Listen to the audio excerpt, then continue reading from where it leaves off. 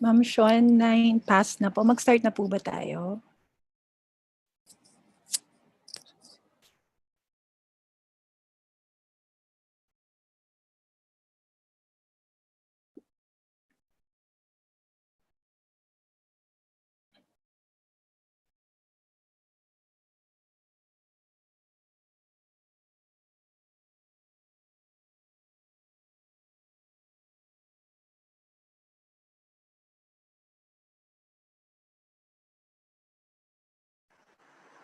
Bon, ilan ang participants in?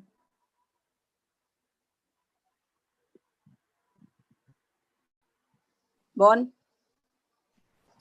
Ma'am, we have 92 participants po.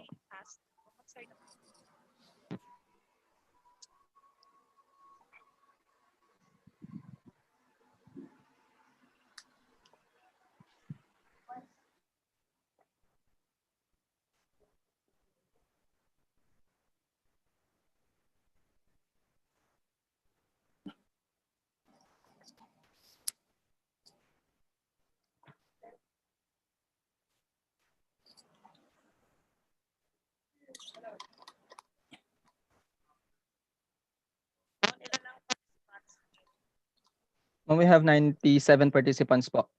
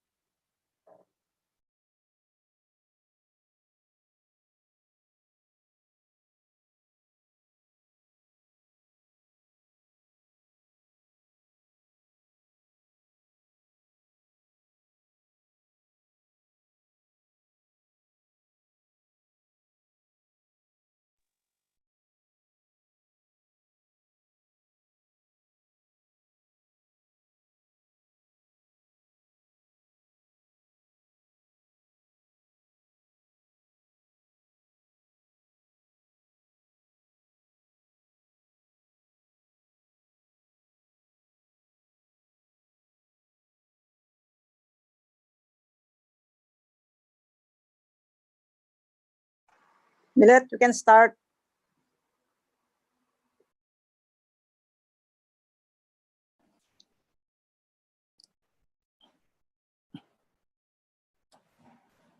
Good morning, everyone.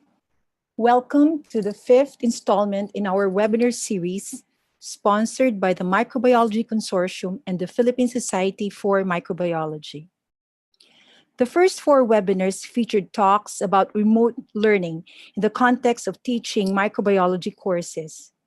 Today, we will shift gears and listen to experts talk about immunology and viruses.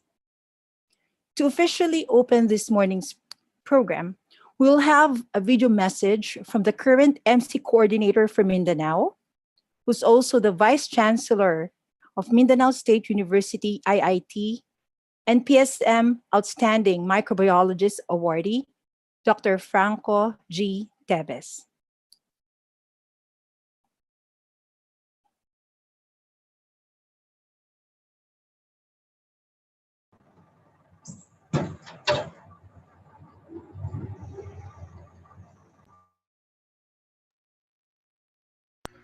To our honorable resource speakers, experts in their own rights, who will be properly introduced later, to academician Dr. Asuncion K. Bremundo, Chair of the Microbiology Consortium of the Philippine Society for Microbiology, members of the Microbiology Consortium Council, participants, good morning.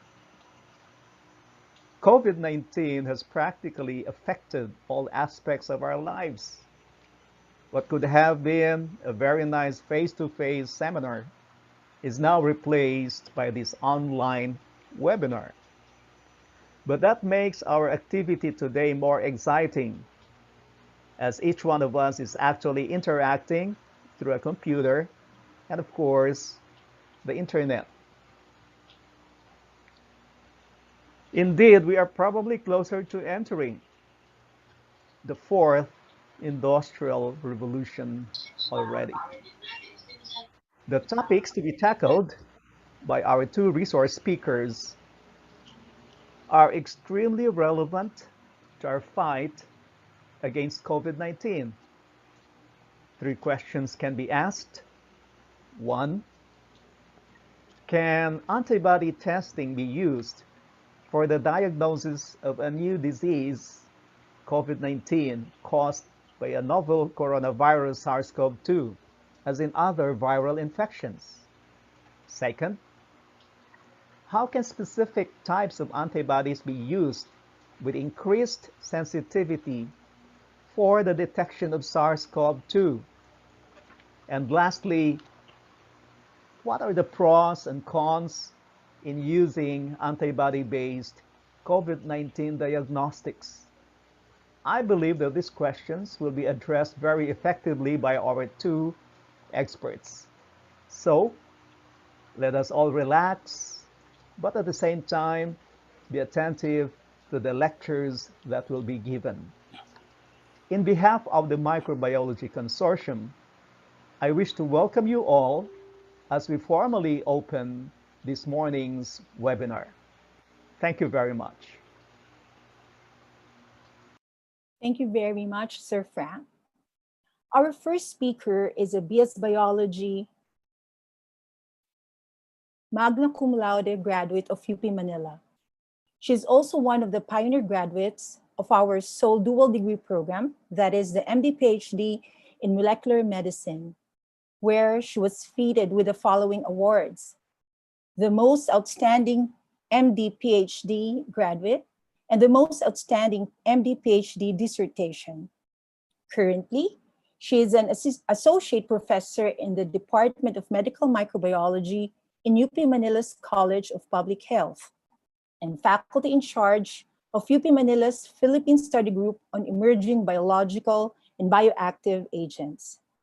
Today, she will give us an overview on antibody testing for the diagnosis of viral infections. Ladies and gentlemen, let us give a warm virtual welcome to Dr. Frestel Monica M. Timacosa.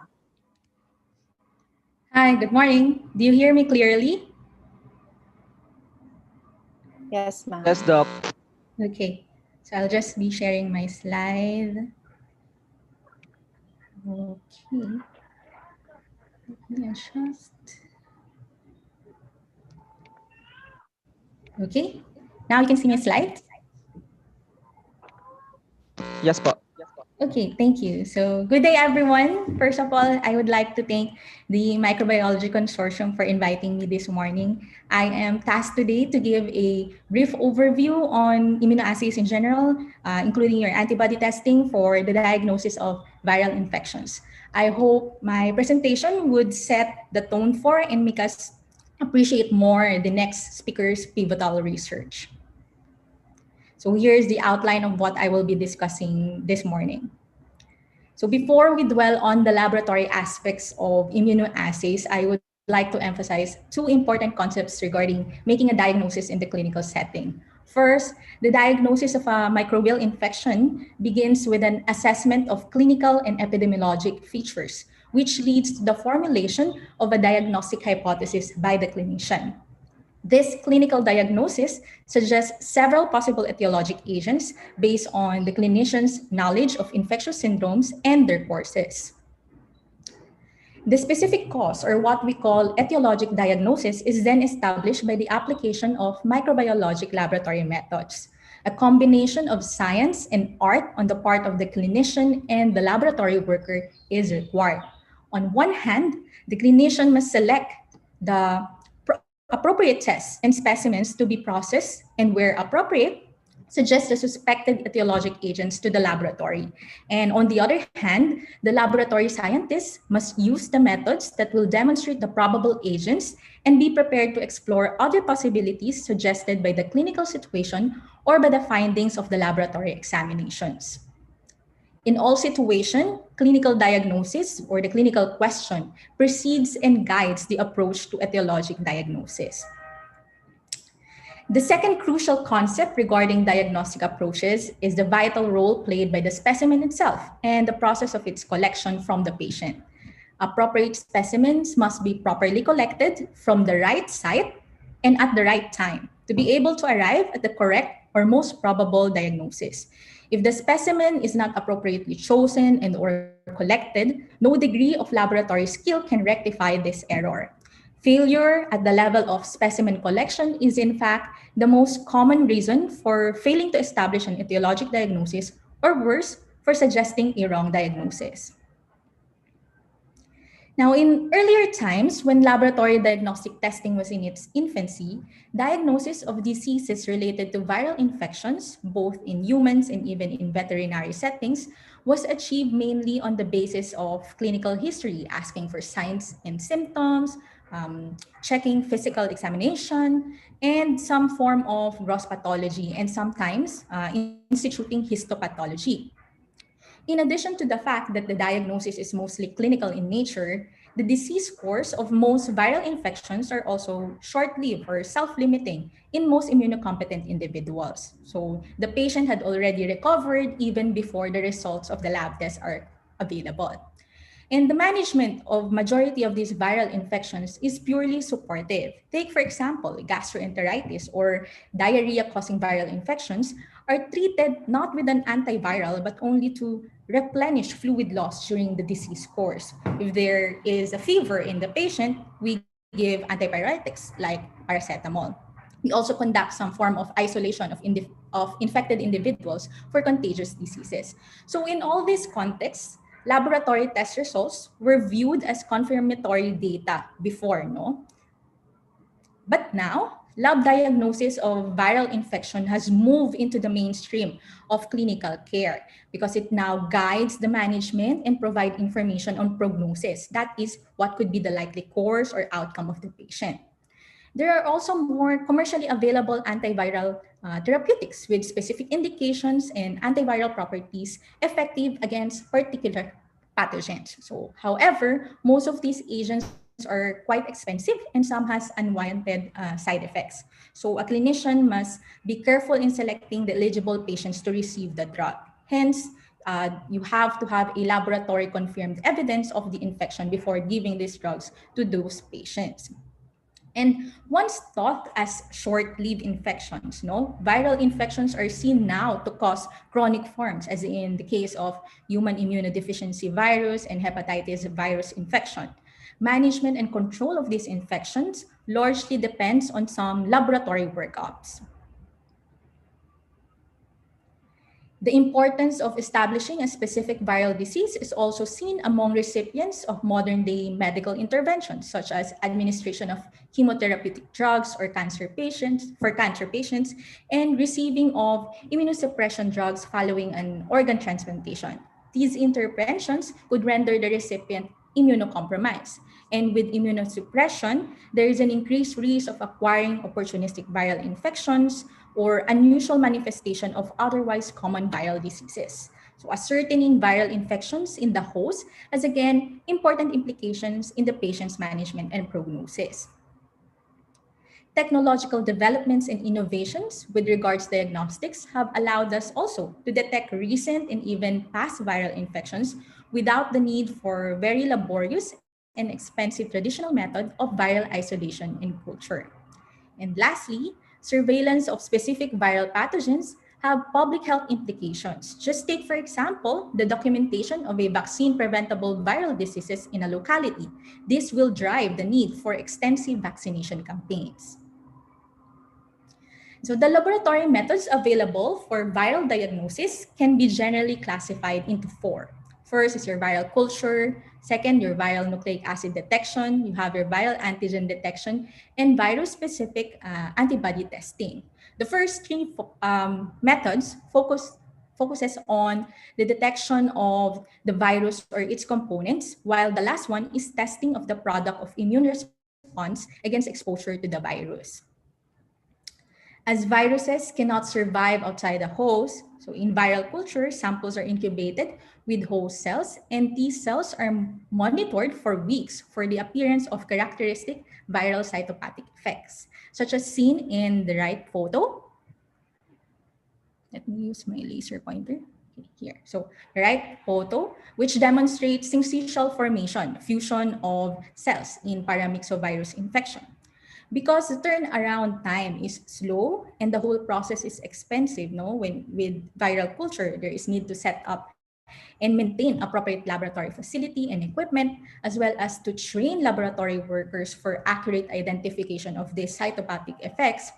Because of these, viral culture studies are often peripheral to clinical decision making. However, it remains valuable because it is the only method capable of providing a viable isolate that can be used for further characterization. So your viral culture techniques have allowed us to identify the novel coronavirus SARS-CoV-2 as the etiologic agent of the COVID-19 pandemic. Remember that it was dubbed as pneumonia with unknown cause back in late 2019.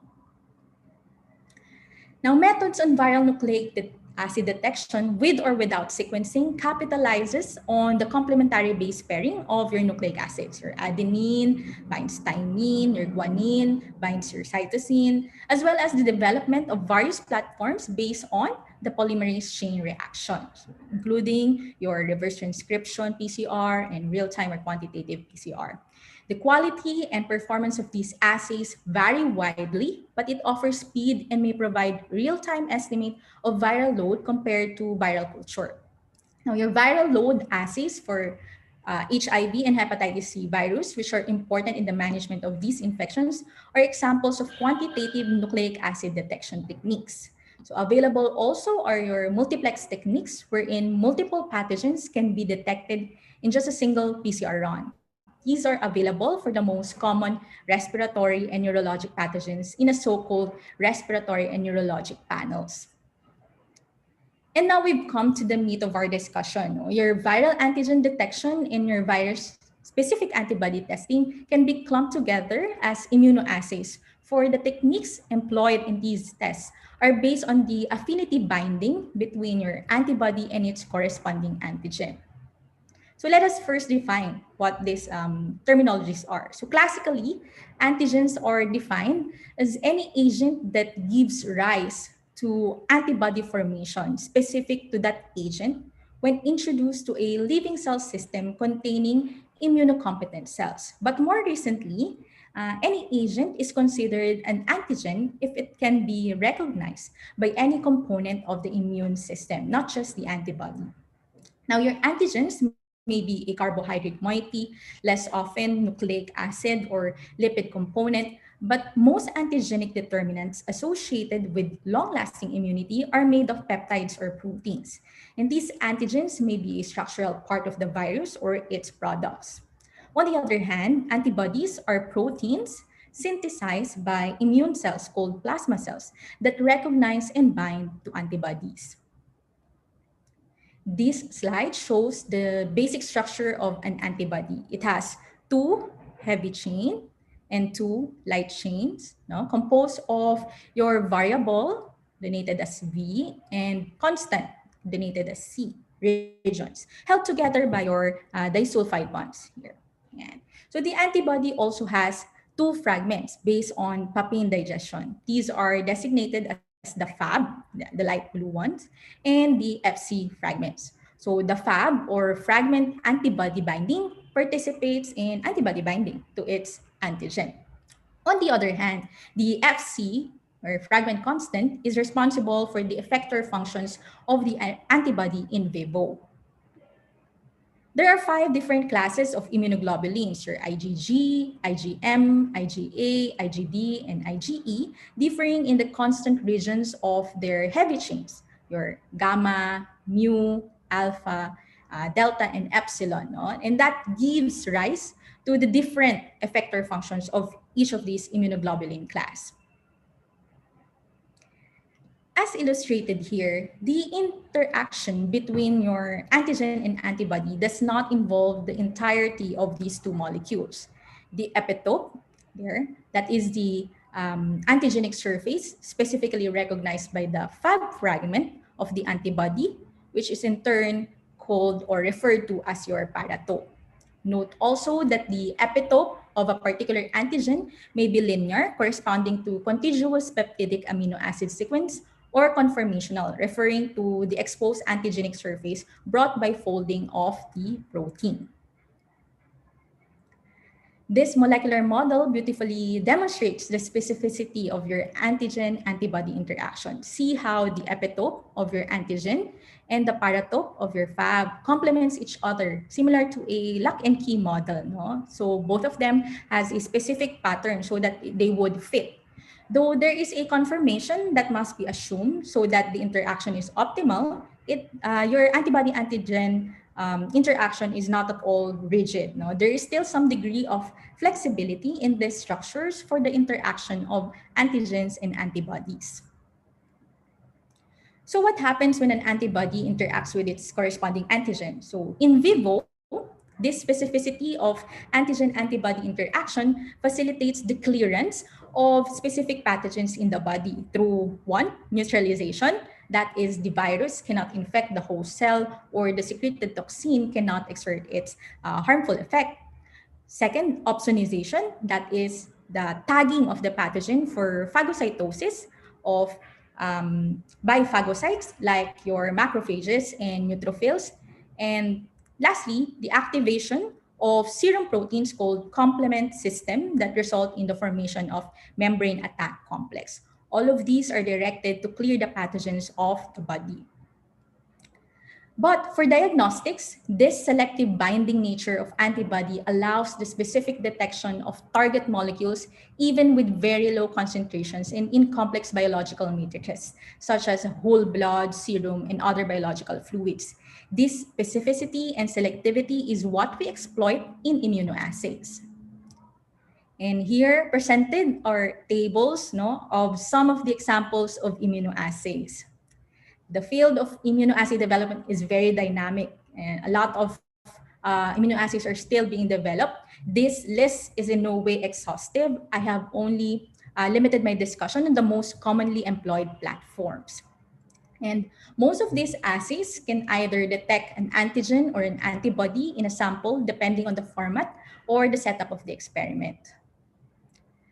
But what revolutionized immunoassays is the development of monoclonal antibodies. These reagents are highly specific in their binding to antigen, and once developed, they provide a virtually inexhaustible supply of the same material for test consistency. Production of monoclonal antibodies begins with the immunization of an animal, example are mice and rabbit, with antigen of interest and subsequent harvesting of the host spleen. Isolated spleen cells or splenocytes are fused to myeloma cells, which are immortalized, malignant, cancerous plasma cells. Recall that your plasma cells synthesize antibodies. So these immortalized plasma cells only produce antibodies as long as it is viable. So the fusion of your splenocytes and your myeloma cell brings the clonal expansion and antibody production. The clones are then screened and selected on the basis of antigen specificity and immunoglobulin class. Selected high-producing clones are scaled up and expanded to produce the desired antibodies. And these monoclonal antibodies are modified. They are either conjugated to latex bead or conjugated with a fluorescent chemical or an enzyme, giving rise to the different detection systems of immunoassay, which we will be briefly describing in the next few slides. So almost every technique that has been developed is based on the selection of an amplification method, which will improve the sensitivity of measurement of the antibody-antigen interaction. So in your agglutination assays, your agglutination is the development of antigen-antibody complexes in the form of particle clumps or agglutinates due to the interaction between an insoluble form of antigen and its soluble and specific antibodies. So the latex particles depicted here as spheres are coated with either the target antigens if you want to detect antibodies, or it could be also conjugated in the latex particles or your specific antibodies for you to detect specific antigen of interest. So when incubated in the presence of patient serum containing the analyte, so at the top illustration, if the serum contains the antibodies, in the bottom, if we want to detect antigen, no, the latex particles forms clamps that become visible to the naked eye, just like this one. Okay, so you will see there's clumping of those beads. Now, these latex agglutination tests for specific antibody testing, however, are subject to a prozone effect, wherein high levels of antibody in patient serum can generate a falsely negative result due to saturation of all antibody binding sites and minimal agglutination. Now, let's go to another detection system, your fluorescence immunoassays or immunofluorescence. It is an antigen detection test that is used primarily on frozen tissue sections, cell smears, or cultured cells. Antigen is detected through the binding of a sample matrix of fluorochrome labeled agent-specific antibodies. So this fluorochrome conjugated to the monoclonal antibody absorbs ultraviolet light and of a defined wavelength, but emits light at a higher wavelength. So the emitted light is detected optically with a special microscope, your fluorescence microscope, equipped with filters specific for the emission wavelength of the fluorochrome. So the fluorochrome can be bound directly to the agent-specific antibody, as in the left picture, it's a direct immunofluorescence, or it can be attached, like in this at the right side, the right picture, can be attached to an anti-immunoglobulin molecule that recognizes the agent-specific antibody, as in your indirect immunofluorescence. So this platform requires a fluorescence microscope and extensive training and judgment to interpret the results as well. So it is likewise not suited for high volume testing. Now, in ELISA, or enzyme-linked immunosorbent assay, the antigen of interest is attached in a solid substrate, typically the wells of a polystyrene or polyvinyl microtiter plates, as opposed to your fluorescence immunoassay where the detector antibody is conjugated with fluorochrome. So in ELISA, the detector antibody is conjugated with an enzyme. Typically, the enzymes are your horseradish peroxidase and alkaline phosphatase. So this enzyme catalyzes a chromogenic reaction, displayed here, for example, for an example of a chromogenic reaction, that is, there is a color change involving an appropriate organic substrate. In this illustration, it's a tetramethylbenzidine, such that the intensity of the colored product is directly related to the amount of antigen antibody present in the original sample. This color change is assessed visually or read by a spectrophotometer. Now, there exist different forms of your ELISA. We have your direct, indirect, sandwich, and competitive ELISA. So the simplest ELISA format is a direct ELISA. So the virus or a soluble viral antigens from the specimen are allowed to bind to the polystyrene plate, just like in the first picture. The enzyme labeled antiviral antibody, the detector antibody, is then added. Then washing steps are necessary to remove unbound detector antibody. If the antigen detector antibody is present, no, so the color change will occur when the organic substrate is added.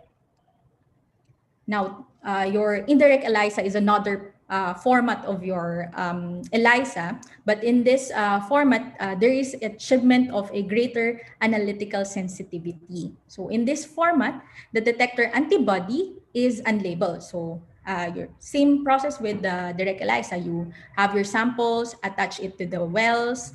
Now your detector antibody, your primary antibody, is unlabeled. But there is a second labeled antibody, which is a species-specific anti-immunoglobulin, and it is added as the indicator antibody. So again, if that interactions are present and the substrate, the chromogenic substrate is included in the setup, then there would be a color change, and that would be an evidence that there is your analyte there. Now, there is also a format called sandwich ELISA. So from the word itself, the analyte that you want to detect is sandwiched between two antibodies, monoclonal antibodies. So there is a primary antibody first bound to the wells. Then you put in your samples.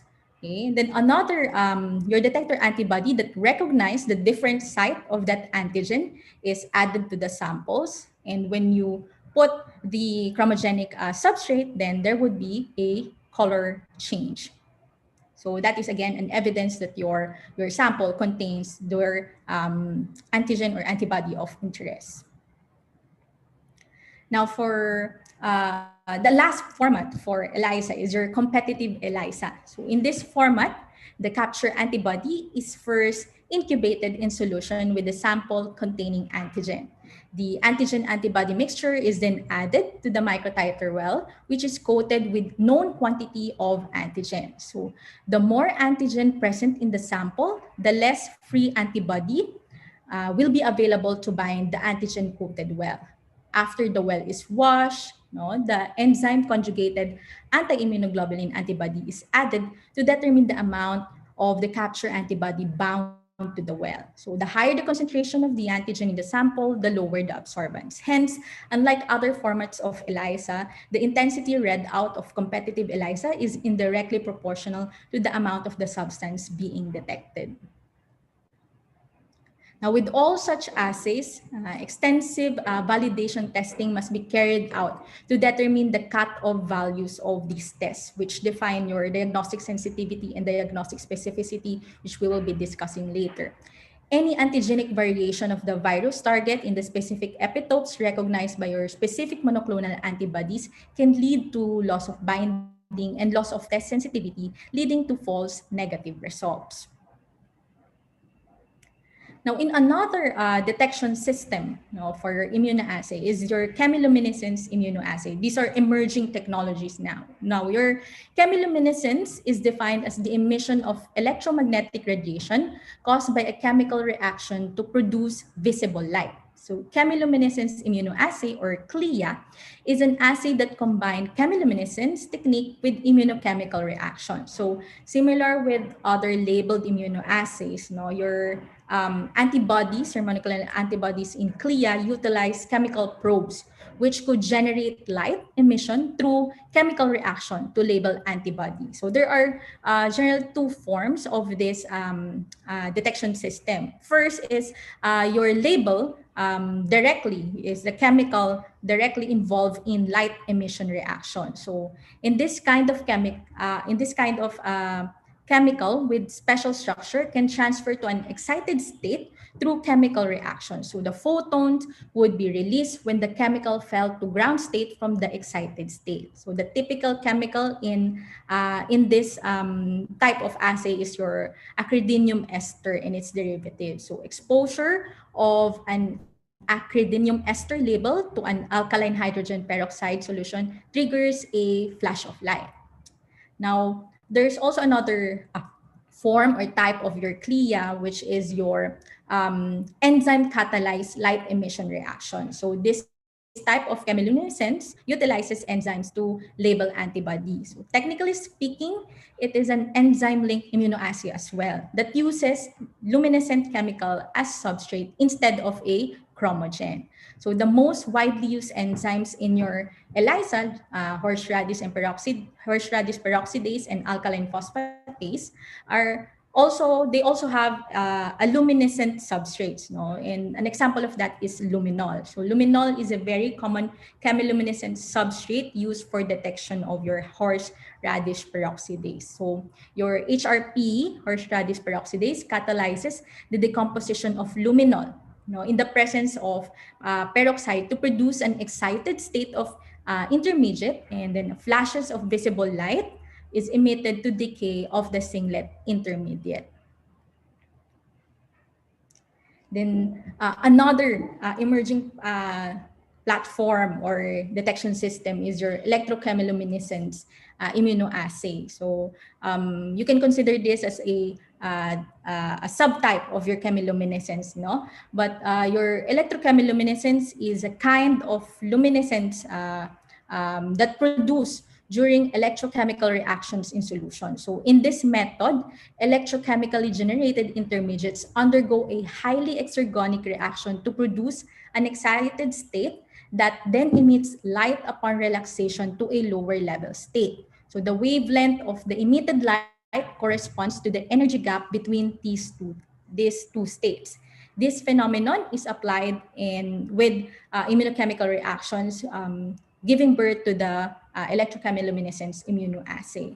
So the common ECLIA, or the electrochemiluminescence immunoassay system, utilizes your ruthenium trisbipyridine, BPY, as an antibody label. So it involves electron transfer reactions of oxidized ruthenium and reduced ruthenium to produce an excited state, this form of your ruthenium, which is a stable species which decays to the ground state by emitting a 620 nanometer orange emission. So what is unique with ECLEA is that the reagent is regenerated with specific voltage application and thus can be recycled. So your ruthenium can be electrogenerated from the ones that was formed earlier by reduction at approximately negative 1.3 voltage and oxidation at approximately positive 1.3 voltage. So this system is reported to have ultra high sensitivity and specificity. And we will be hearing more about this method in the next speaker. So the formats that I've discussed about ELISA, the direct, indirect, sandwich, and competition, this can also be applied in the different detection systems of your chemiluminescence or your electrochemiluminescence assay. So in a way, your immunoassays are a combination of different your detection system and these formats, giving rise to a very specific immunoassays. And all of the immunoassays can be applied to antigen or antibody detection. Another platform of your immunoassays, and I think it's one of the good things that are being developed now, is your immunochromatographic assays. And these are sometimes called your lateral flow assays. So in this method, it simply refers to the migration of your antigen or antigen antibody complexes through a filter matrix or in a lateral flow format, for example, using nitrocellulose strips. So in most formats of antigen detection using lateral flow immunoassay, the samples, for example here, is loaded and is allowed to interact in the conjugation pad where a labeled antibody binds to the antigen of interest. So through capillary action, the antigen antibody complexes migrate along the strip until they are immobilized, as in here, immobilized by an unlabeled antibody bound to the strip. So there are non-relevant antibodies included in the assay to serve as controls. The results are seen as colored spots or bands as one of the test reagents is conjugated to colloidal colloidal gold or a chromogenic substance. So this test format is especially convenient for point of care testing. They are sometimes referred to as rapid antibody test or rapid antigen test because of the rapidness of the results. And the test process is simple. And it kasi you can do it at the clinics lang at anywhere. It's just like a pregnancy kit, no? And each test unit contains both positive and negative controls to assess test validity. So example of this format is the detection of your NS1 antigen in dengue infection. There's also of this platform, they are developing also something like this for SARS-CoV-2 or COVID-19 diagnosis. So this format, as what I have discussed earlier, is for the antigen, but this format can also be utilized in antibody detection. No? So in this particular example, a patient's specimen is mixed with the test buffer, so as shown here, and this mixture is applied to the sample loading pad. The antibody present in the sample reacts with labeled antigen. So for example, here is a gold conjugated antigen from your SARS-CoV-2. You might have heard of the spike protein of the SARS-CoV-2. It's very popular. It's the most popular antigen of your SARS-CoV-2. So most of the immunochromatographic assays that would like to test for antibodies against COVID is they have spike proteins, as their antigens in their assays. So the antibody present in the sample reacts with the labeled antigens on the strip, and the antigen antibody detector conjugate complexes are drawn along the test strip by capillary action, just like the ones in the antigen test. And these are captured by specific antibodies in the test area, giving rise to a visible line spot. And non-relevant antibodies, again, also serve as controls. No? So this type of testing is not only available or being developed for SARS-CoV-2, but this type of assays are already in use for rapid HIV antibody tests in serum, saliva, or even in oral mucosal transudate.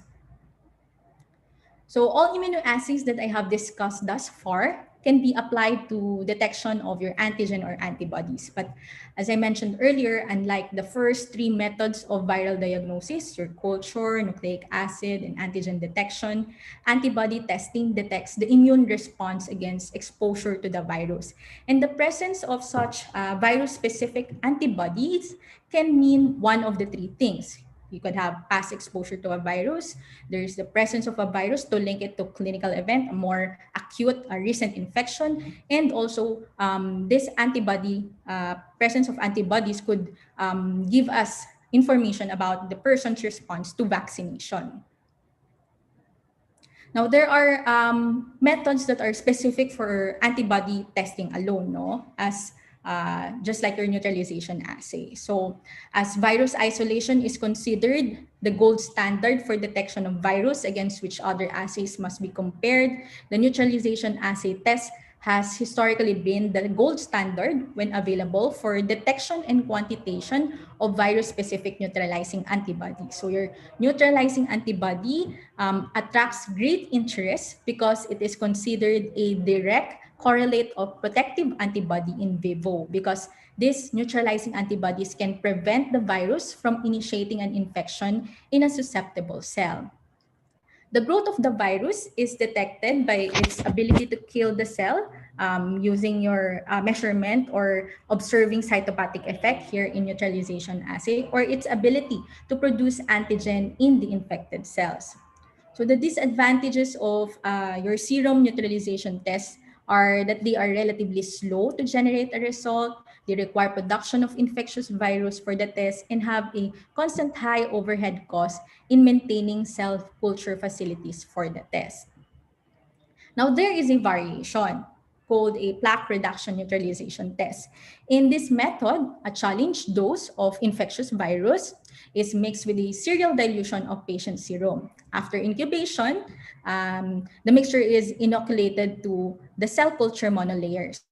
Most often, the monolayer is overlaid with a semi-solid medium to facilitate the production of virus-infected foci or plaques, here shown as parang white spots in this figure. No? After a defined incubation period, the monolayers are fixed and stained, and the virus-induced plaques are counted.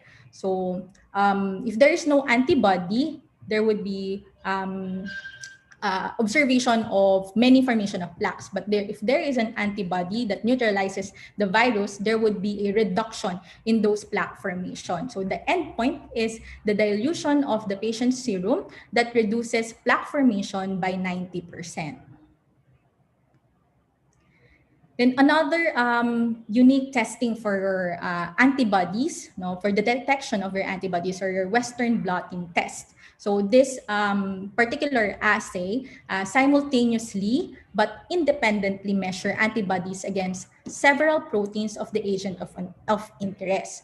So in here, the concentrated virus is solubilized, and the constituent proteins are separated into discrete bands according to their molecular mass. So through your sodium dodecyl SDS page. So then the separated proteins are transferred electrophoretically or blotted onto nitrocellulose to immobilize them. Then the test serum is allowed to bind to the viral proteins on the membrane. And the presence of those antibodies, specific for that viral proteins, are demonstrated using a labeled anti-species antibody. Most of the time, it's an enzyme-labeled anti-species antibody. Thus, this immunoblotting permits demonstration of antibodies to some or all of the proteins of any given virus.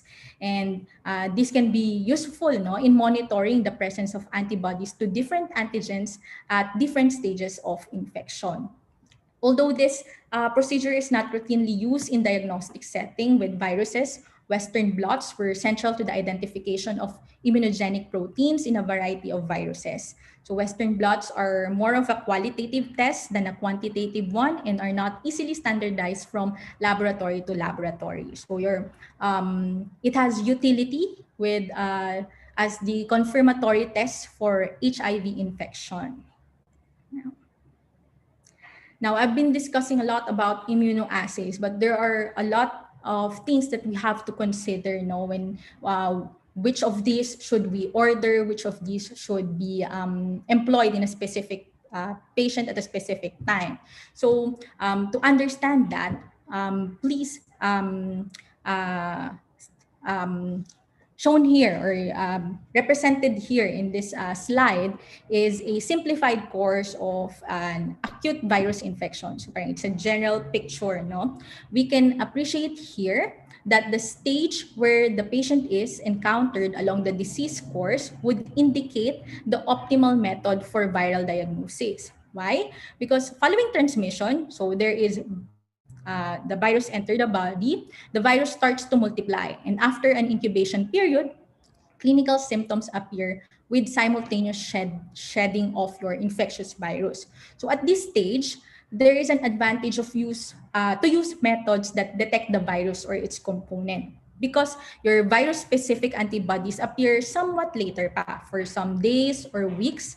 When the virus-specific antibody production reaches the level of detection, at first your immunoglobulin IgM antibodies, and some days later, your immunoglobulin G or IgG antibodies appear, and the amount of infectious virus starts to decrease. So at this stage, at this particular period, there is an advantage. The advantage is now shifted to antibody testing.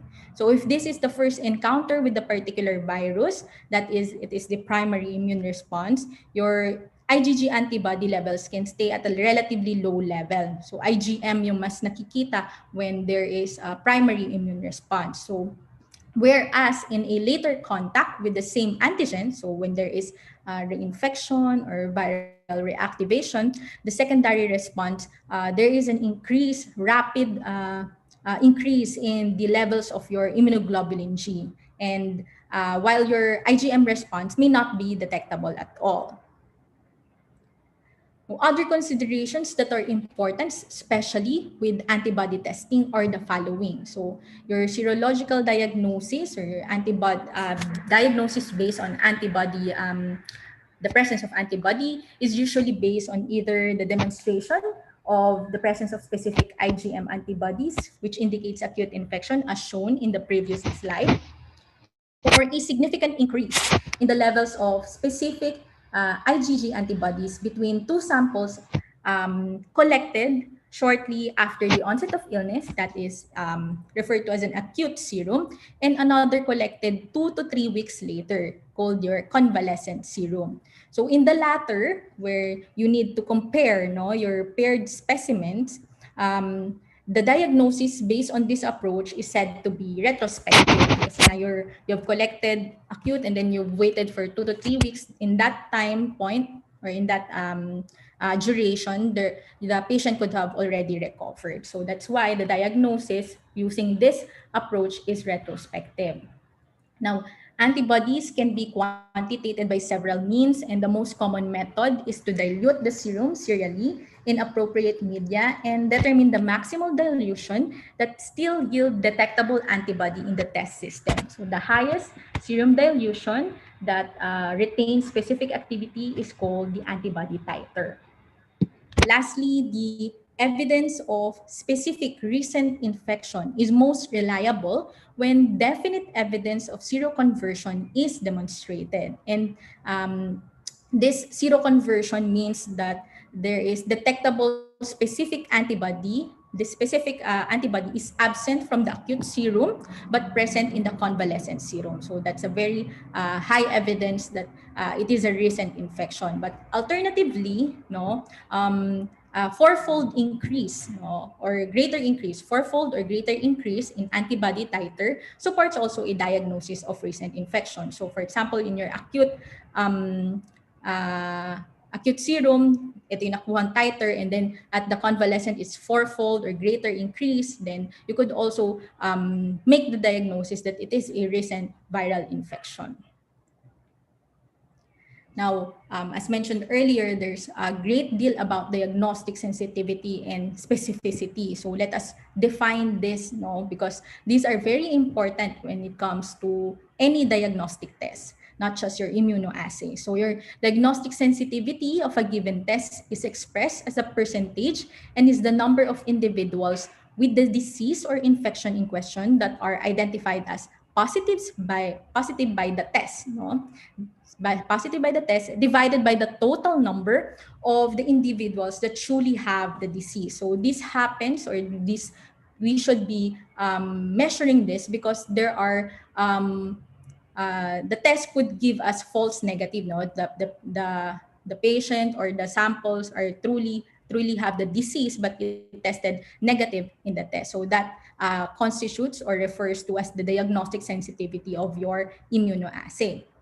In contrast, your diagnostic specificity of a test is a measure of the percentage of those without a disease or infection who yield a negative result. So it's specific because they are true negatives, And a problem here is that we consider is that the tests label them as positive. So these we are accounting for false positive in when we think of your diagnostic specificity. Okay. So whereas both your diagnostic sensitivity and your diagnostic specificity are fixed percentage intrinsic to the particular diagnostic assay, the predictive values of an assay is affected greatly by the prevalence of the disease or infection in the test population. So the positive predictive value of a test is the probability that a person is infected when a positive test result is observed. So yun nga, so how sure are we if the test comes out positive, the patient is truly positive. Okay? And then the negative predictive value of the test naman is the probability that a person is not infected when a negative test result is observed. Aside from this diagnostic sensitivity and diagnostic specificity, as well as your positive and negative predictive values, we must also take note of the analytic sensitivity and specificity of a given immunoassay. So the former, your analytic sensitivity, it is a measure of its ability to detect small amounts of antibody or antigen, no? So yung limit of detection, kumbaga. On the other hand, the analytic specificity of an immunoassay is a measure of its capacity to discriminate the presence of antibody directed against one virus versus another. So this we have to measure this because there's a phenomenon of cross-reactivity. So our monoclonal antibodies are specific for an antigen. Remember that there are viruses that belongs to the same family, and there's a probability that their antigenic determinants may be similar, and hence those monoclonal antibodies that could detect the antigen of a specific family member where your antigen of interest belongs. So it could also turn out or could also give a positive results. Now, we have employed different, I've discussed yung mga immunoassays, the considerations, but as a takeaway point, as I near the end of my discussion, in the clinical settings, we employ different methods depending on the goal of the clinician. And I would like to take a very good example in the management, the diagnosis and management of hepatitis B infection. So you may know, if we want to know the status of the patient with regards to infection and immunity to hepatitis B virus, we order your hepatitis B surface antigen as well as your anti-HBs antibodies. So, but knowing the disease course as shown in this slide, it's very busy, but you will notice here that there is a window period during the course of the disease when both your what I've said earlier, your hepatitis B surface antigen and even your anti-hepatitis B surface antibodies are not detectable. And at this specific time point, the only detectable and that could give us a hint that the person is infected with hepatitis B is the detection of antibodies of IgM immunoglobulin class against the hepatitis B core antigen. So it helped us in ascertaining the infection. And it is not shown in this graph, but for those patients that have chronic hepatitis B infection, there is utility also in quantifying the hepatitis B DNA.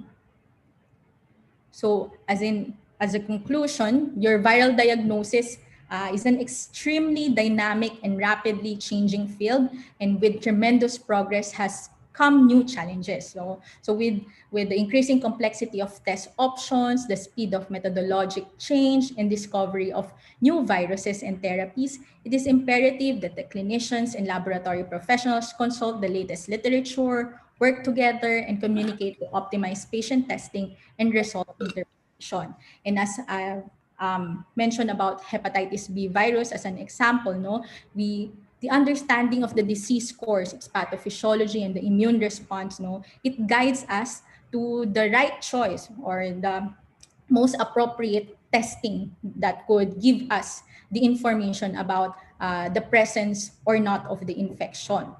Now, as also shown in your hepatitis B virus as an example, there is a combination of tests that is being used. Hindi lang isa.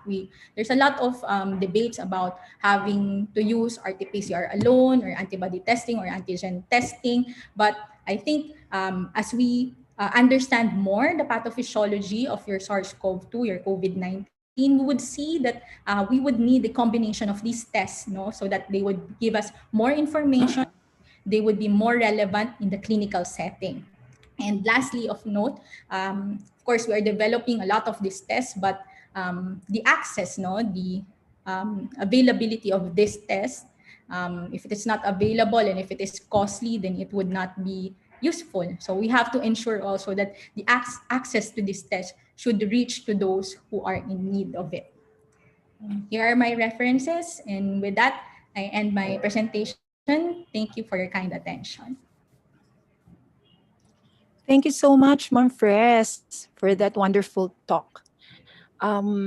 Also, Ma'am Fres has agreed to give us a copy of her beautiful slides.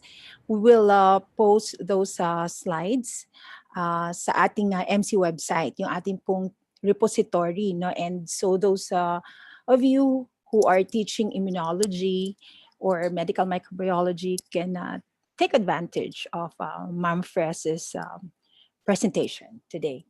Before we proceed to our next talk, let me remind everyone that we will have an open forum at the end of the next talk. So please type your questions in our chat box. Our second and last speaker today obtained his BS and MS degrees from UP Los Baños and his PhD from Osaka University. He then went to the University of California, Riverside for his postdoctoral research studies. Prior to his current position, he was a senior scientist at the Institute for Environmental Health, a food testing company based in Washington, where he developed molecular and immunoassays for various foodborne pathogens like Salmonella and Campylobacter, to name a few. At present, he is a research scientist and scientific program officer at PATH, a nonprofit global health organization that aims to solve the world's most pressing health challenges. To share with us his expertise and personal journey in developing immunoassays for COVID-19, here is Dr. Jason Cantera. Thanks, Dr. Mo Carlos, for the introduction. Let me share my slide.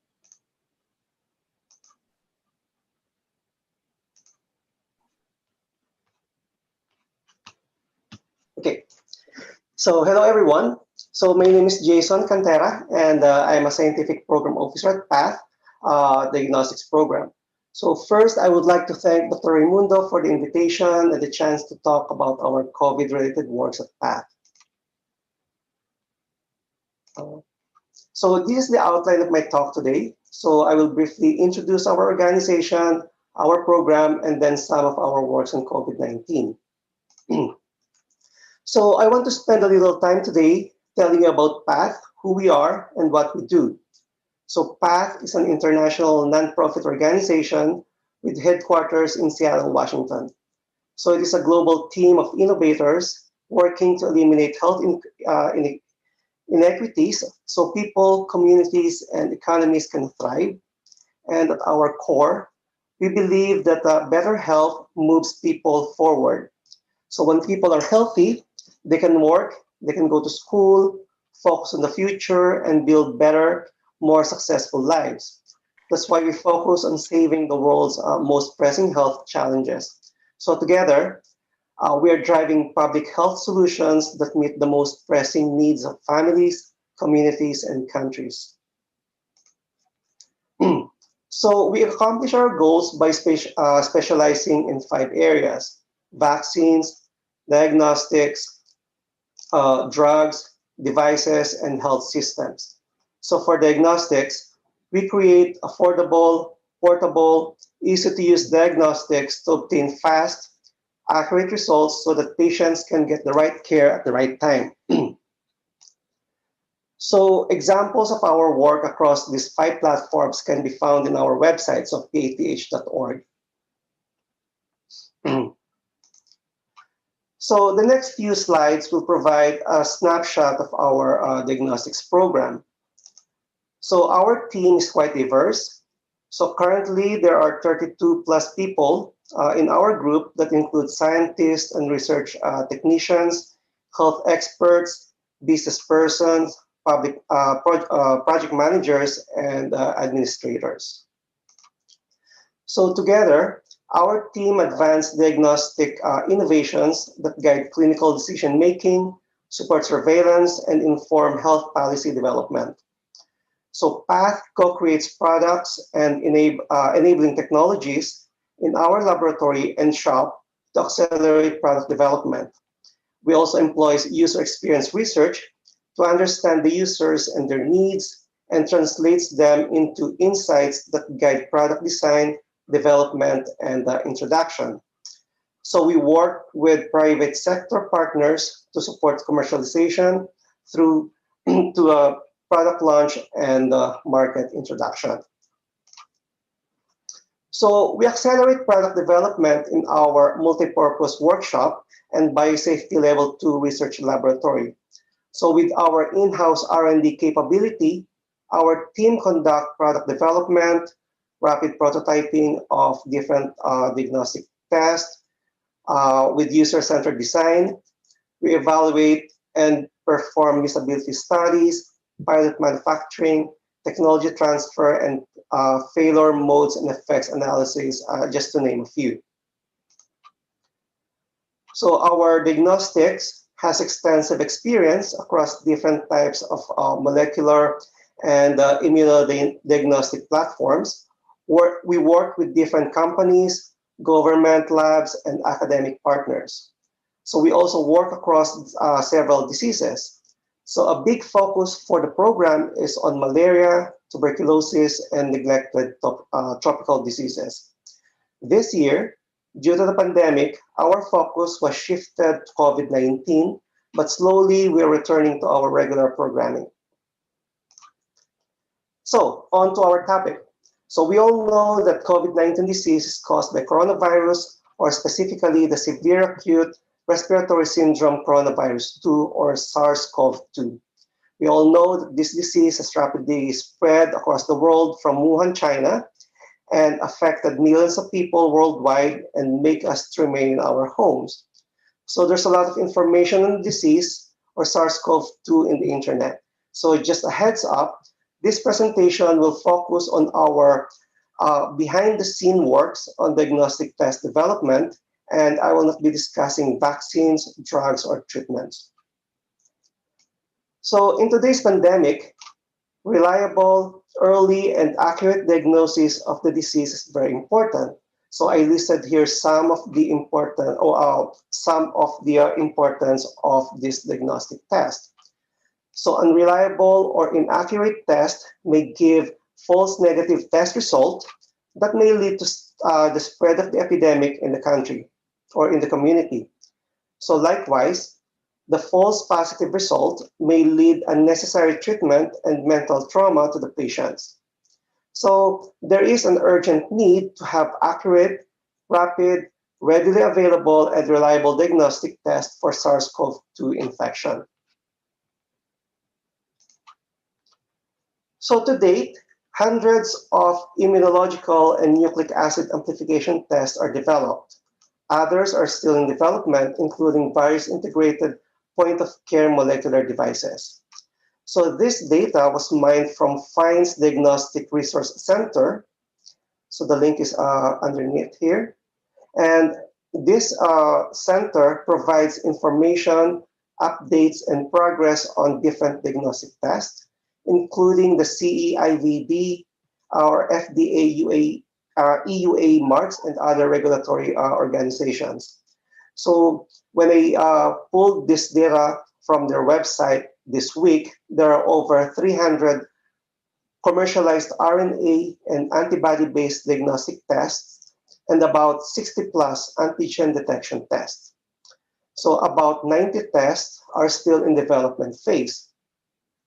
So the US FDA has a similar list along with two other organizations, and I can send the links if anyone is interested knowing what these different tests are. So despite of this testing is still lacking globally, and more significantly in low and medium income countries, or LMICs. So for instance, in the African continent, on average, has tested less than 0.1% of its population, despite the available testing capacity.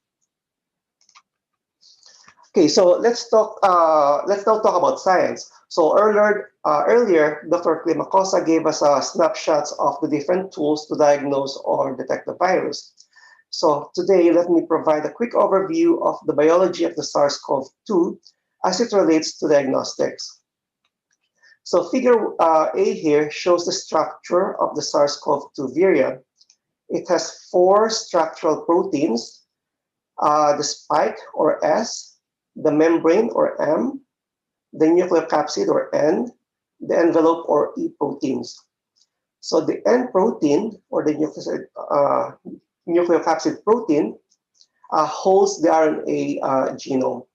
The M protein here is involved in membrane integration, while the E protein facilitates assembly, envelope formation, and budding. The S protein here is involved in viral attachment, fusion, and entry. So this is the one that binds to the host receptor on the surface of the host as a mechanism to enter the cell.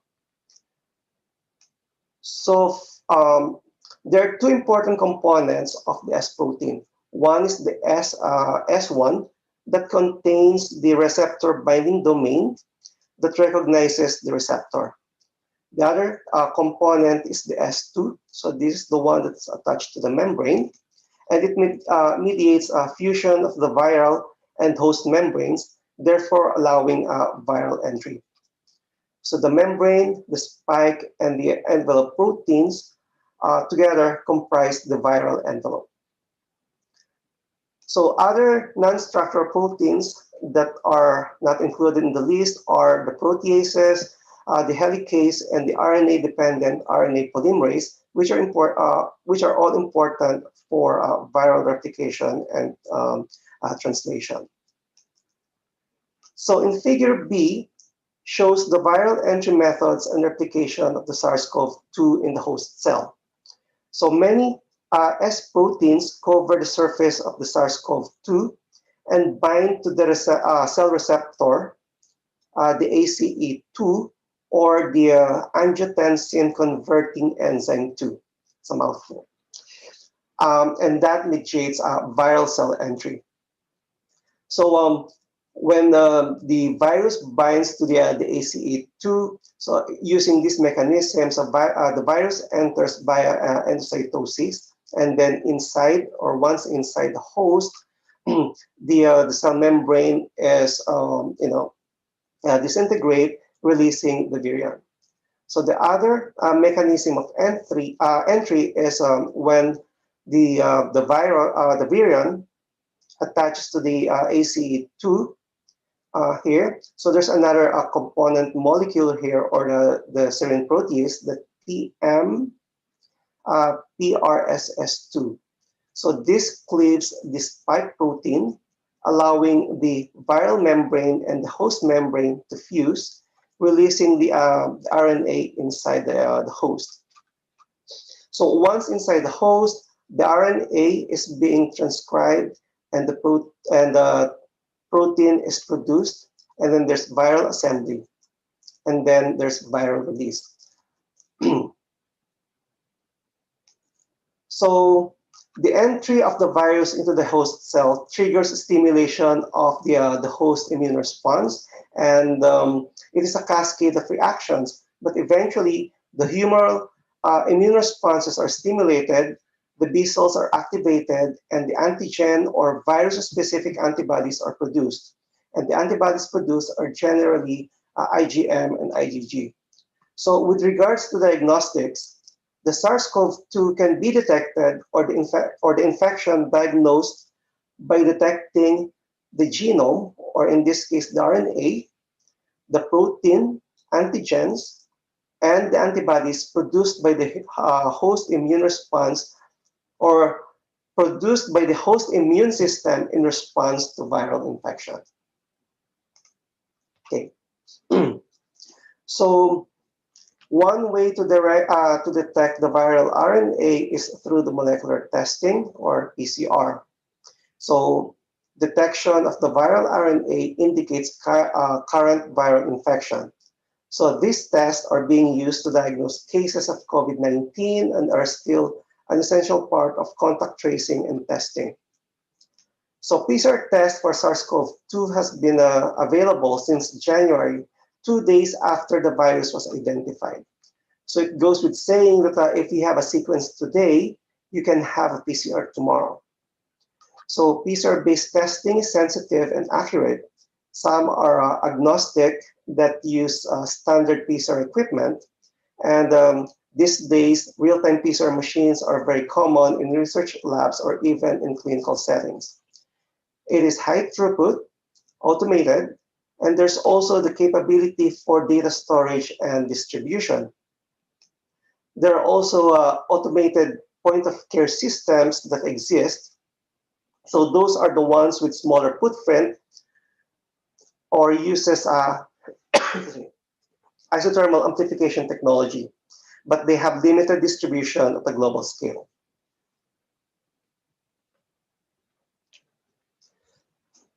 So some drawbacks of the method includes the need for a laboratory space or the need for infrastructure due to the PCR equipment. So the method is very prone to contamination, particularly if done in an uncontrolled environment. Testing requires skilled staff, and most requires sample extraction step. And it takes longer turnaround time to get the result, depending on the method or the. So for instance, depending on the method or the platform, running the PCR takes a minimum of 60 minutes, not including the sample preparation step. So because of the huge global demand, access to reagents and consumables may be challenging for this type of test. So another way to detect the SARS-CoV-2 is through detecting the antigen. So antigen detection test is for direct detection of the virus. So it uses antibodies specific to SARS-CoV-2 proteins, such as the spike and the nucleocapsid proteins. There are several different formats, like the high-throughput liquid immunoassays, like ELISA, or the single lateral flow immunoassay, as in the figure, which is sometimes known as lateral flow test, lateral flow assay, immunochromatographic assays, dipstick, rapid test, or test strip, and 5 other terms that's being used to describe this test. So in this rapid or lateral flow assay, a sample is added to the sample pad, and the sample migrates to the conjugate release pad, where an antibody specific to the analyte has been immobilized. So for SARS-CoV-2 test, the analyte is the viral proteins. So the antibody is labeled. This antibody is labeled with a particular conjugate, typically a colloidal gold or a colored fluorescent or latex particles. So this antibody conjugate is sometimes referred to as the detection antibody, as it carries the conjugate that is being detected or visualized. So this is labeled with colloidal gold, for instance. So the sample remobilizes the tried conjugate, and the analyte or the virus in the sample interacts with the antibody conjugate as they both migrate to the porous nitrocellulose membrane. Okay. So on the membrane, other analyte-specific antibodies have been immobilized or laid down in bands where they serve to capture the target analyte and the antibody conjugate as they migrate up the strip. As such, these antibodies on the captured line are referred to as the capture antibody. So again, there's a detection antibody and there's a capture antibody. So if present in the sample, the viral protein will react with the antibody conjugate, and the complex will aggregate in the test line. And the aggregation are seen as red lines here. So the excess reagents move past the capture lines and are entrapped in the absorption pad. So that's what the purpose of this pad or the wick. So the results are interpreted as the presence or absence of lines and can be read either by naked eye or by using a reader. So these types of tests is specific because of the nature of the antigen-antibody interaction. The test is also easy to use and can provide results in minutes as compared to the PCR testing. So this is robust and can be manufactured at scale, and as compared to other tests, this is cheap. So the main drawback of this kind of test is its sensitivity, because this is not as sensitive as the molecular test. So the antigen detection test usually targets the nucleocapsid protein, or the N protein, because this is the most abundant viral protein, which means that it's easy to detect, and therefore it could improve the test sensitivity. So another target candidate is the viral spike protein, because for coronavirus, this protein is the most divergent and therefore more specific to the virus. So in terms of specificity of the antigen test, the more unique the target, the lower the odds of cross-reactivity with other coronaviruses, thus reducing the false positives resulting from immunity to other coronaviruses.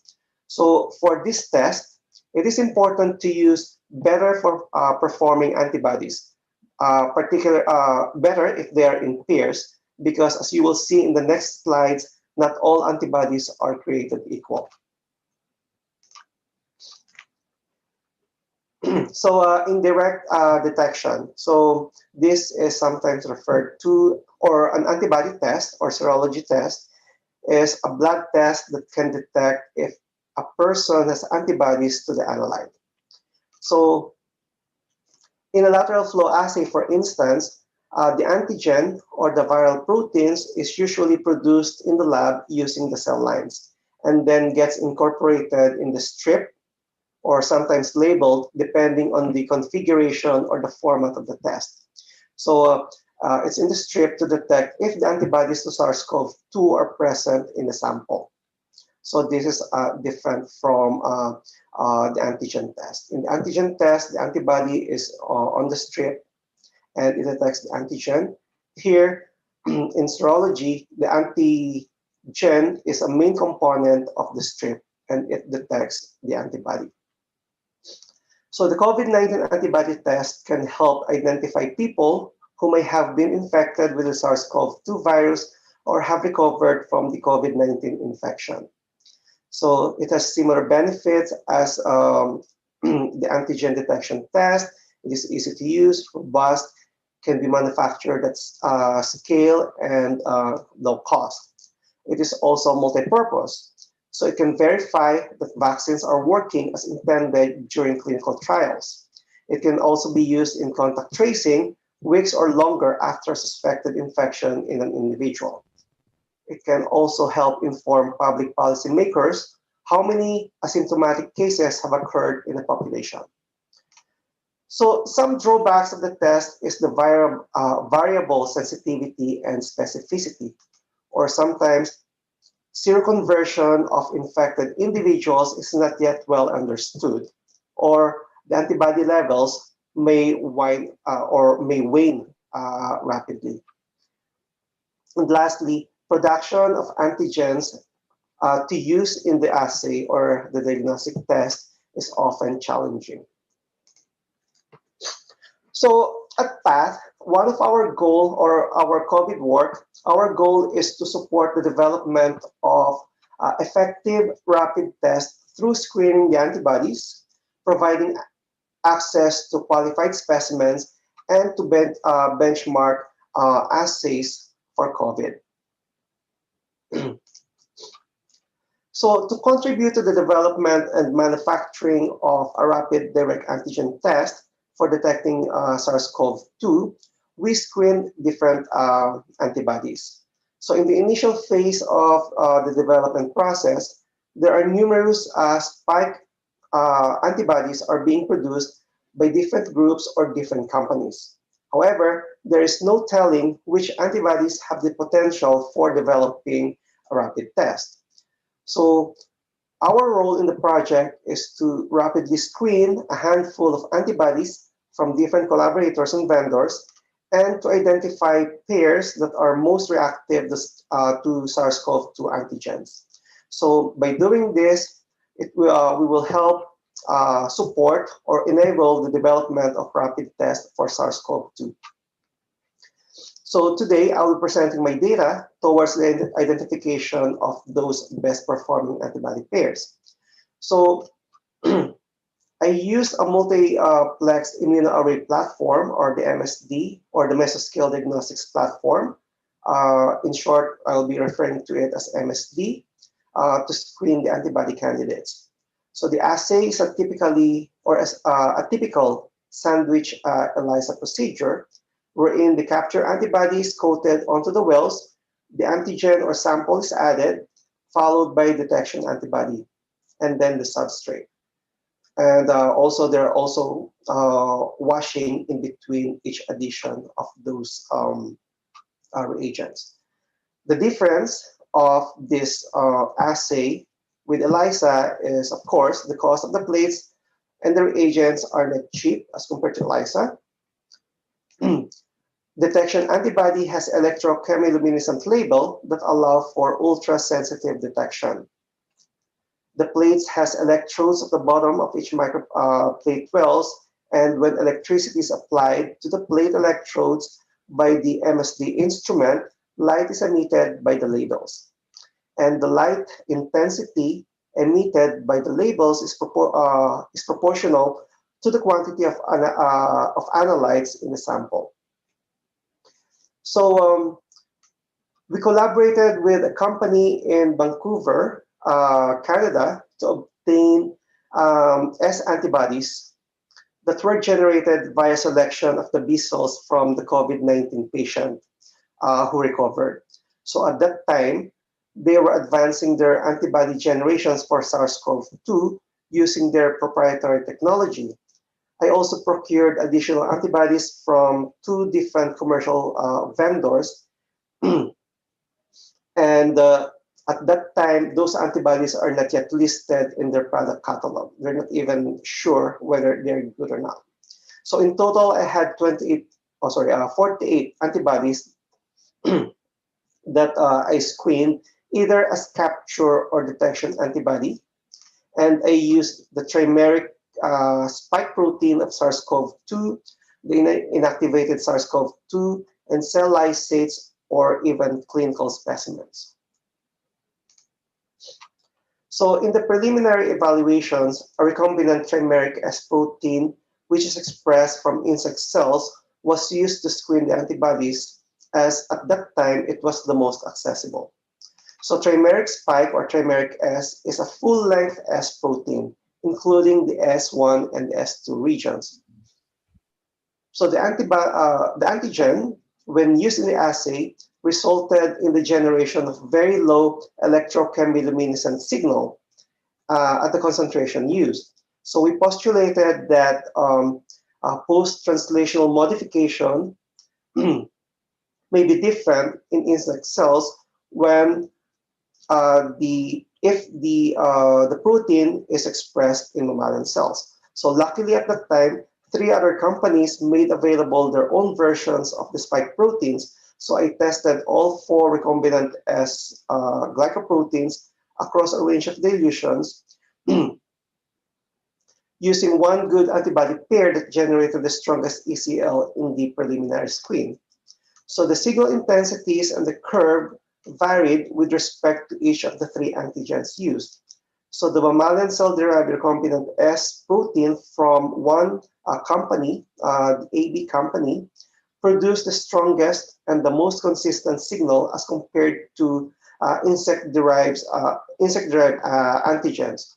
So this antigen, or the AB trimeric spike antigen, was used or selected for use as a standard in all antibody screening. So before assessing the antibodies in pairs, I test each antibody in a direct ELISA format to at least gauge if all antibodies recognizes this trimeric spike. So the graph on the right shows the varying responses of the different antibodies to the trimeric spike as antigen. Some antibodies react strongly to the antigen, and about 40 to 50% of the total number of antibodies I screened are non-reactive to target. So just these two results alone highlights the fact that antigens from different sources, as well as the performance of the different antibodies to the same antigens, vary considerably. So therefore, extensive characterization of these reagents is necessary for test development. So this is a strategy I used in screening the antibodies. So due to the availability of the antibodies at that time and the urgency of the work, the antibodies were screened as they come in, which is a bit challenging. So this is a bit noisy slide. So, but I want to highlight here that I started off with 41 antibodies from one company, screened them in pairs for a total of 1,681 pairings. And from that pairing, 7 antibodies, when paired among themselves, stood out. That 7 antibodies were screened in round 2, with 3 new antibodies from commercial vendor B, and then rescreened with 4 additional antibodies from a third vendor in round 3. And then the top pairs were then assessed for detection limits, the ability to detect inactivated SARS-CoV-2 variants, for cross-reactivity to non-target but related viruses, and also tested on clinical specimens from COVID-19 patients. So this is the result of the round 1 screen, wherein the 41 antibodies from one company were assessed in both capture and detection or detector format. So this is in a matrix array for each antibody combination. So in the absence, So in the absence of a positive control assay, so the ECL values from each array spot in each well were normalized based on the percentile of signal to noise in each plate versus the spot with the maximum signal to noise produced in each plate. So the color gradient here represents the performance of each antibody pair. So from top to bottom are the antibodies as captured, and from left to right are the detector antibodies. So the color gradient here represents the performance of each pair measured as signal minus background. So the darker color here indicates a pair that performed better. So for example, the antibody 447 here as capture worked well with antibody 277, 291, and so on and so forth. So a total of 117 antibody pairs produce at least 25% of the maximum signal that are marked in blue. So from that initial screen, I selected 20 captures and 23 detection antibodies, and then tested them in pairs for a total of 460 combinations using the same S protein at 10, 100, and 1,000 nanograms per ml to confirm the initial results. The x-axis here are the antibody pairs, while the y-axis is the ECL signal. So 10 antibody pairs that generated the highest ECL signals were selected, and that includes 2 capture antibodies and 5 detector antibodies.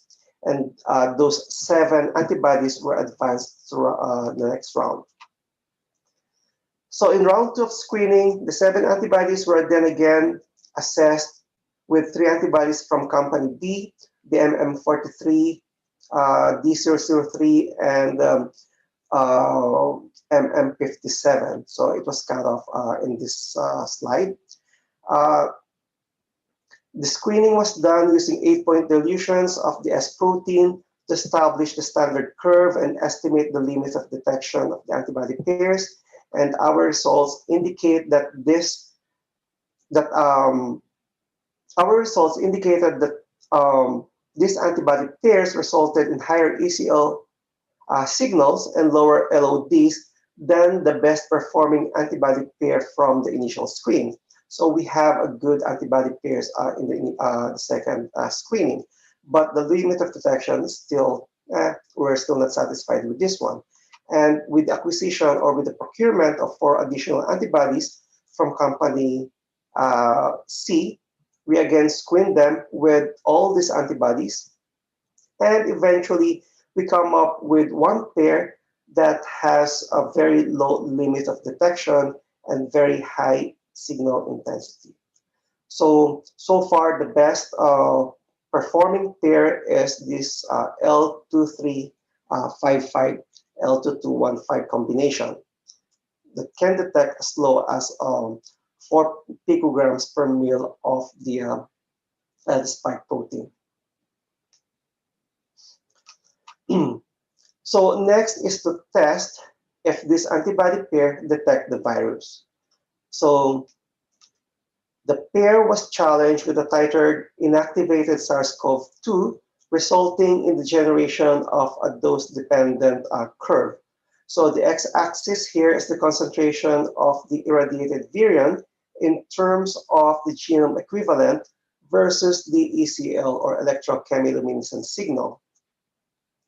So the estimated limit of detection for this antibody pair is 2 TCID 50 per mil, or approximately 7.4 times 10 to the 3 genome equivalents per ml. So this limit of detection is below the desirable analytical sensitivity as per the TPP published by the WHO. So this is, we meet, or this antibody pair meet the TPP requirement. So the cross-reactivity was also evaluated for this antibody pair by challenging the pair with coronavirus isolates, including inactivated MERS and SARS virions, along with human coronaviruses OC43 and the 229E at concentrations equivalent to 10 to the 4 TCID 50 per mil, or about 10 to the 4 plaque-forming units per mil. And as shown in the inset here, the antibody pair didn't show any cross-reactivity with other human coronaviruses, indicating high specificity towards the SARS-CoV-2. To demonstrate the assay performance of this antibody pair 2355 to 215 with clinical samples, a panel of 53 de-identified clinical samples comprising of 20 COVID-19 negatives and 33 COVID-19 positives by RT-PCR were used to challenge the assay. So of this, 44 of these samples, so this and this, were correctly identified as either positive or negative by this antibody pair. So there are 9 RT-PCR positive samples, each with a cycle threshold of over 29.5, were incorrectly scored as negative by the antibody pair. Overall, the assay using the best antibody pair, using standard assay conditions without optimization, so had a sensitivity and specificity of 73% and 100% respectively when compared to the RT-PCR results. Okay, so to summarize on our candidate antibody screening, so candidate antibodies to S protein of SARS-CoV-2 that may be suitable for development of lateral flow immunoassay antigen detection test were identified among the 48 S antibodies. So a parallel screening of N antibodies using lateral flow assay approach was completed by our collaborator, who is now developing the LF8 test using both the N pair that they identified and the S antibodies that we identified in this work. So while the S protein is less abundant than the N protein in SARS-CoV-2, there might be some utility for combining the S and the N protein as targets to create highly sensitive multiplex immunoassays with its additional distinct epitopes that will enable improved accuracy, especially at lower LOD. So for our purpose, developing a biplex immunoassay. So this is not the lateral flow assay, but a biplex immunoassay based on the MSD platform using both the S and the N antibody pairs. And we intend to use the biplex assay to characterize the specimens in our COVID-19 biorepository. Okay, so this is another work that we're doing at PATH. So access to specimen panels and essential reagents is one of the key challenges in developing diagnostics, particularly during epidemics. So this kind of challenge delayed the development and evaluation of critical diagnostic technologies, leading to poor detection and control of the disease, poor patient outcomes, and increased disease morbidity and mortality. So to support and accelerate the development and validation of in vitro diagnostics, PATH has created a biorepository of COVID-19 clinical specimens through grants from the Bill and Melinda Gates Foundation. So our biorepository includes clinical samples of nasal swabs, tongue swabs, serum, and plasma. So these are all the identified clinical samples that were collected during active community transmission as part of routine clinical care. So limited samples are also available from a longitudinal cohort, and our team is also working to generate contrived spike samples with an inactivated virus to support early research and development efforts for nucleic acid and antigen detection assays. So in response to the need for these specimens, we are also developing and validating our in-house reference methods for SARS-CoV-2 RNA and protein detection to support our specimen characterization. So again, our protein testing is based on the S and protein antibodies that we screened using the ultrasensitive array platform, while the molecular testing that we're using is based on the CDC RT-PCR methods. So those two methods will allow the correlation of the viral load and antigens in these clinical samples in our biorepository. It will also, or they will also allow characterization of these specimens after storage and handling as compared to clinical testing results. And there's also potential to assess the antibody response profile once we analyze this serum and plasma from longitudinal cohort to better understand how the antibody responds or how the antibody respond during the infection. So this last of my slide. Thank you for your attention.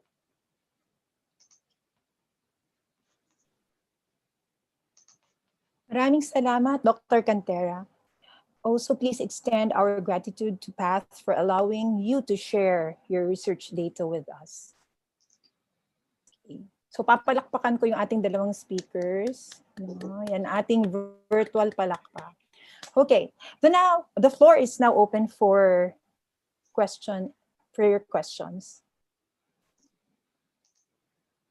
Sabi po na ating technical team, pwede daw po kayong diretsyong magtanong. Pwede naman daw pong i-unmute. So I'm checking the group chat right now. We have a question from Dr. Hill Penuliar. Sir Hill, you can unmute yourself if you want to ask your question directly. Sir Hill?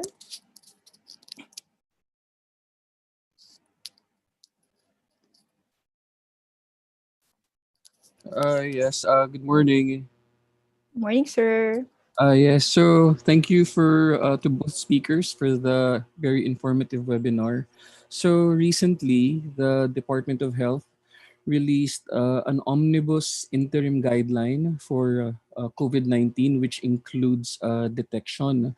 It was released just this October, but the interim guideline does not recommend the use of rapid antibody tests for seroprevalence surveys, return to work decisions, and entry to country policies due to uncertainties over accuracy. So my question is, what does this say about the utility of rapid antibody tests in detecting COVID-19 in the Philippines? And second, if these tests have FDA approval and have passed FDA standards for diagnostic tests, why are there still issues over their accuracies?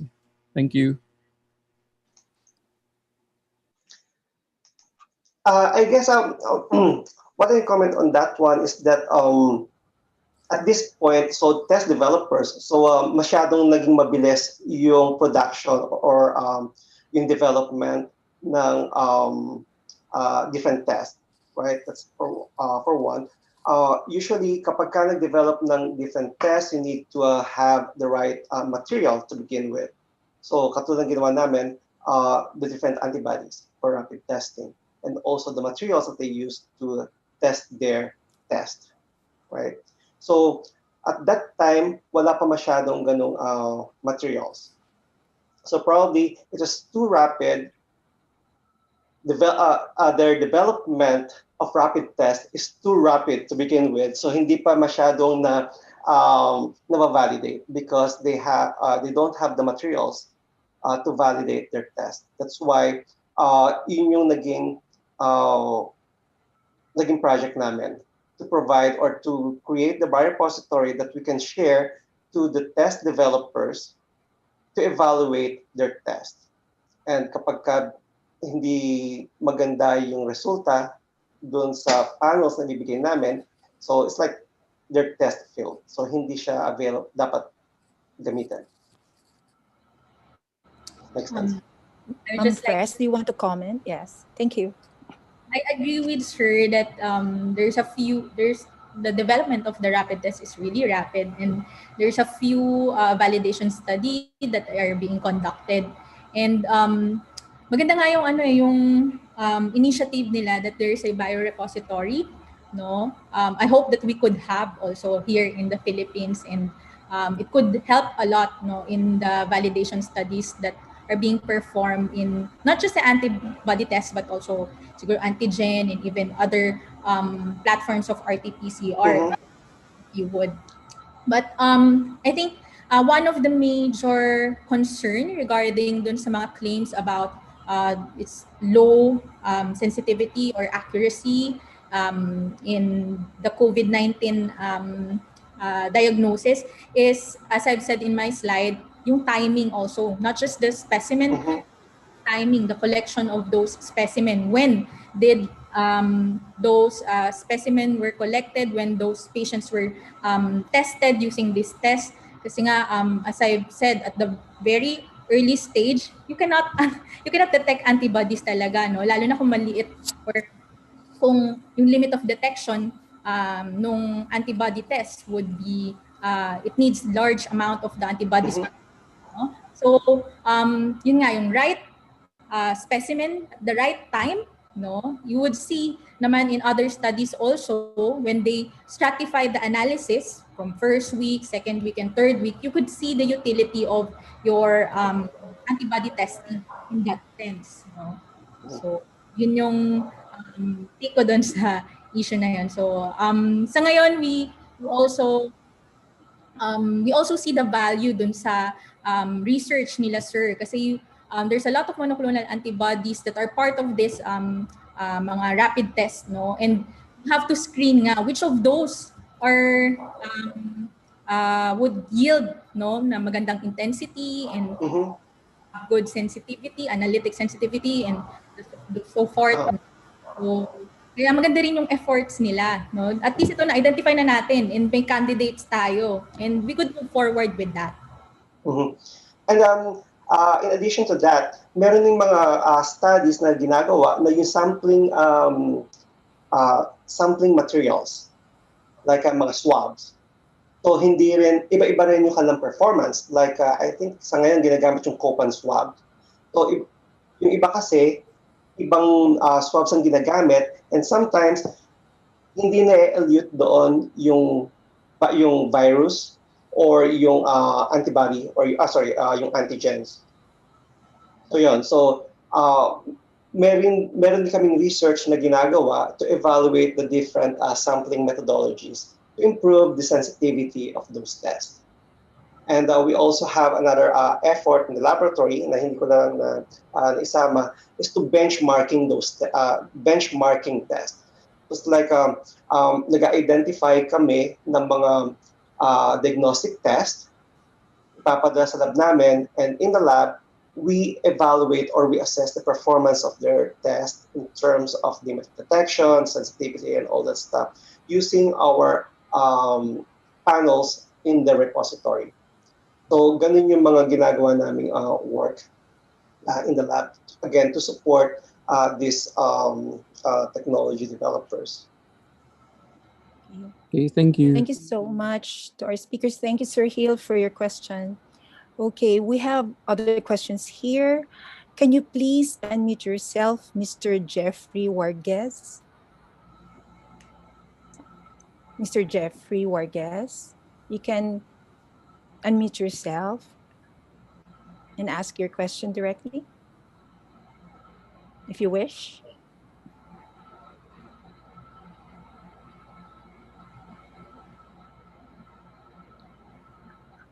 There might be a technical problem, so I'll just read his question.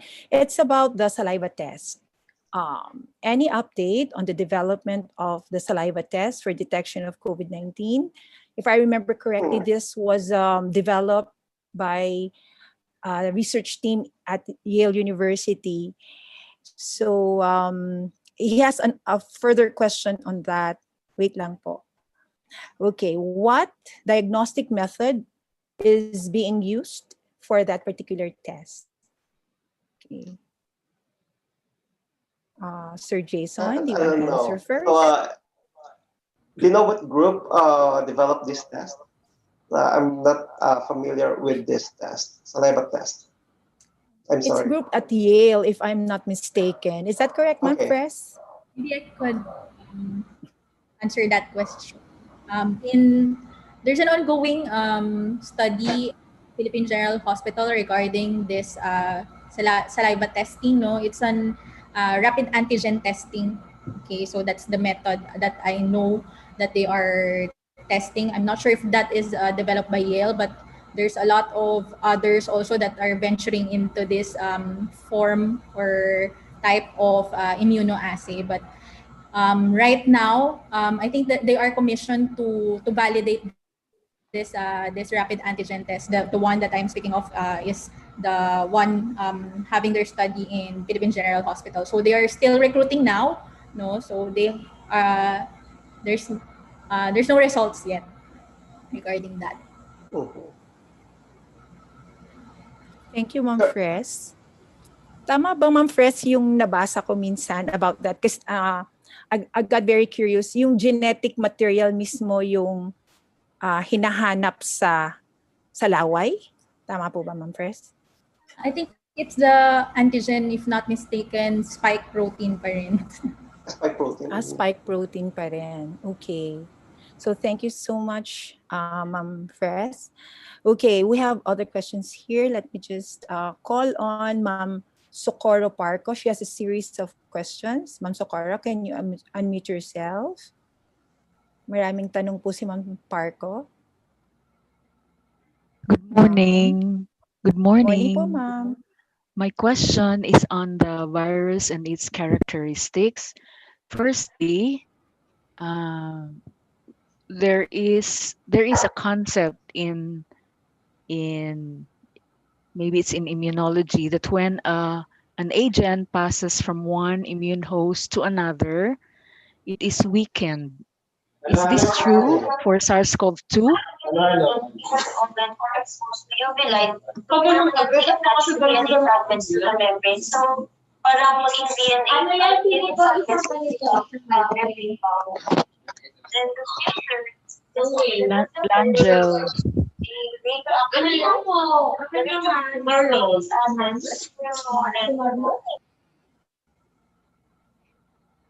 Okay. Um, Hi, ma'am. Thank you. Yes, ma'am.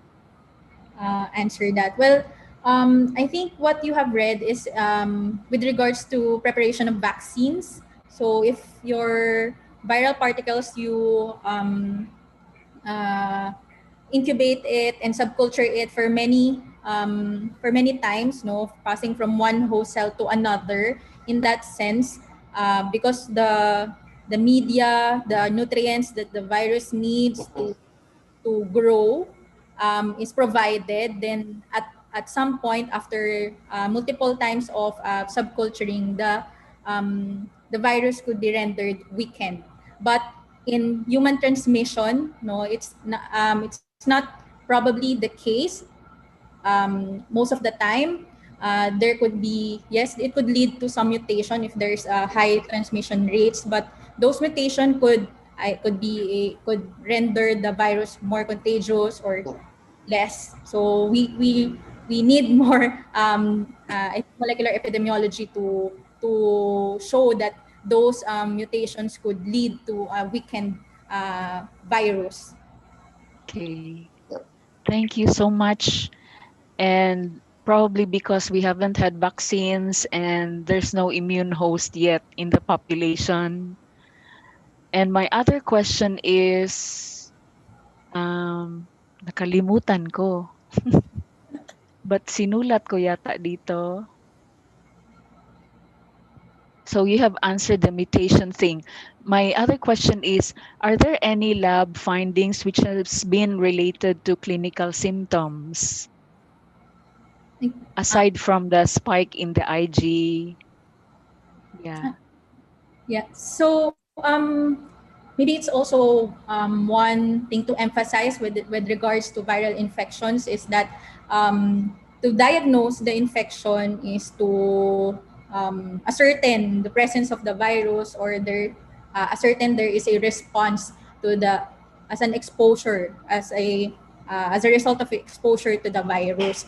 But along the way, kahit nakikita natin in disease states, even if the virus is already cleared in the body, the immune system is still heightened, it's still stimulated. That brings the severity of the disease into a higher level. So, and that's what we are seeing in SARS-CoV-2 infection. No? So, meron tayong mga mild and moderate and severe. And those severe and critical patients, what are being seen are the lab findings that we could call as biomarkers. No, those biomarkers include a lot of immune status or immune factors.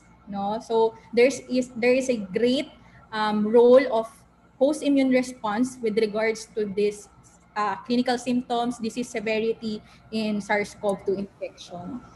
Yeah, thank you, ma'am. And aside from that, there are persons who are asymptomatic and that yet they test positive.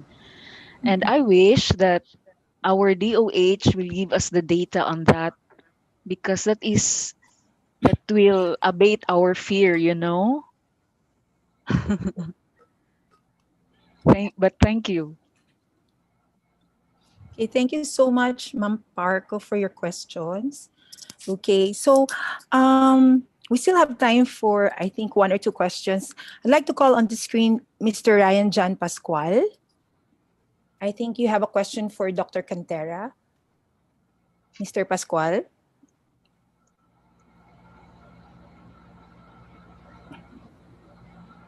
You can unmute yourself. Okay. Baka meron namang technical issues. I'll just read this question instead. Okay. Next to accuracy question of affordability. Can you give us an idea on this? Can you also give insights on the value of knowing the prevalence in the population in the pandemic response? Again, that's a question from Mr. Ryan Pascual. Dr. Cantera? Okay, so first, in terms of the cost, so affordability of the test. So at this point, we don't know yet with our what we're doing. For example, is development of the RDT. We're still haven't done with our market assessment kung magkano ba talaga yung rate na ma-afford ng mga user. Siyempre, depende yun sa mga countries or sa end user or sa countries kung saan gagamitin yung cost, kung ano yung ma-afford nila. That's one. But for our purpose, for example, yung ginagamit lang namin as reference assay, so since it's a lab-based, so and if you have budget, then depende kung ano yung masusupport ng budget niya. What's the next question? Actually, sir, Dr. Cantera, we have a question, I think, from Dr. Sir Frank. Sir Frank, you can unmute yourself. You're raising your hand. Yes, good morning. Yeah, thank you very much for the wonderful presentations. There are so many immunoassays that are being produced and commercialized and have been given, especially from the US FDA, emergency use authorization. Mm-hmm. And yeah, it's really something for the Philippines, for example, that we still make use of our RT-PCR test as the gold standard. Now, I know that immunoassays are rapid. They're more probably cheaper. But I would like to ask if at what level of specificity and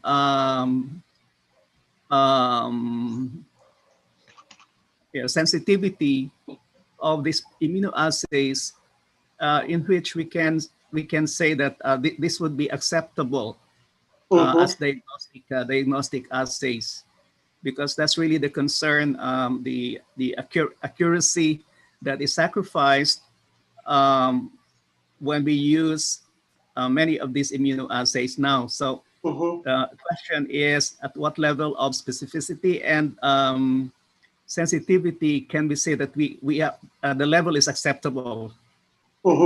So good question. So actually, the World Health Organization released the target product profiles for priority diagnostics. So this is to support response of the COVID-19 pandemics. So merong target product profile na nirelease ang WHO, and I can send the link to you guys, and then makikita nyo doon kung ano yung mga recommended sensitivity or specificity.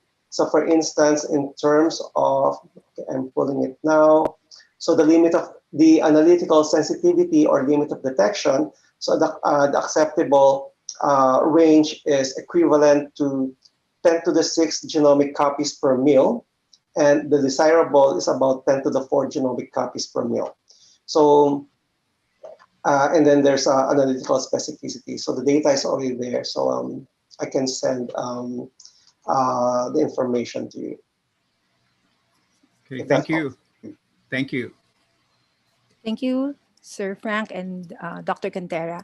Okay, is Terence Ferdinand Nagaño still around? He has a question here. I think Ma'am Fres can answer this one. Sorry. Before I answer that one, can I give my insights on the question regarding the value of knowing seroprevalence in the population? Sure, ma'am. In my slides, I said that yung antibody testing or seroprevalence study rin yun.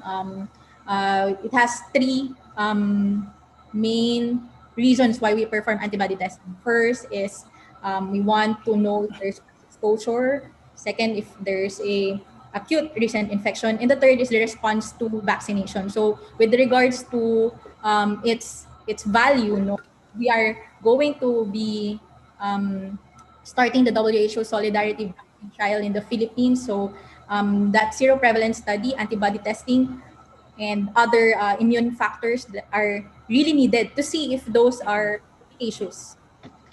Those vaccines are effective. And then, Yeah.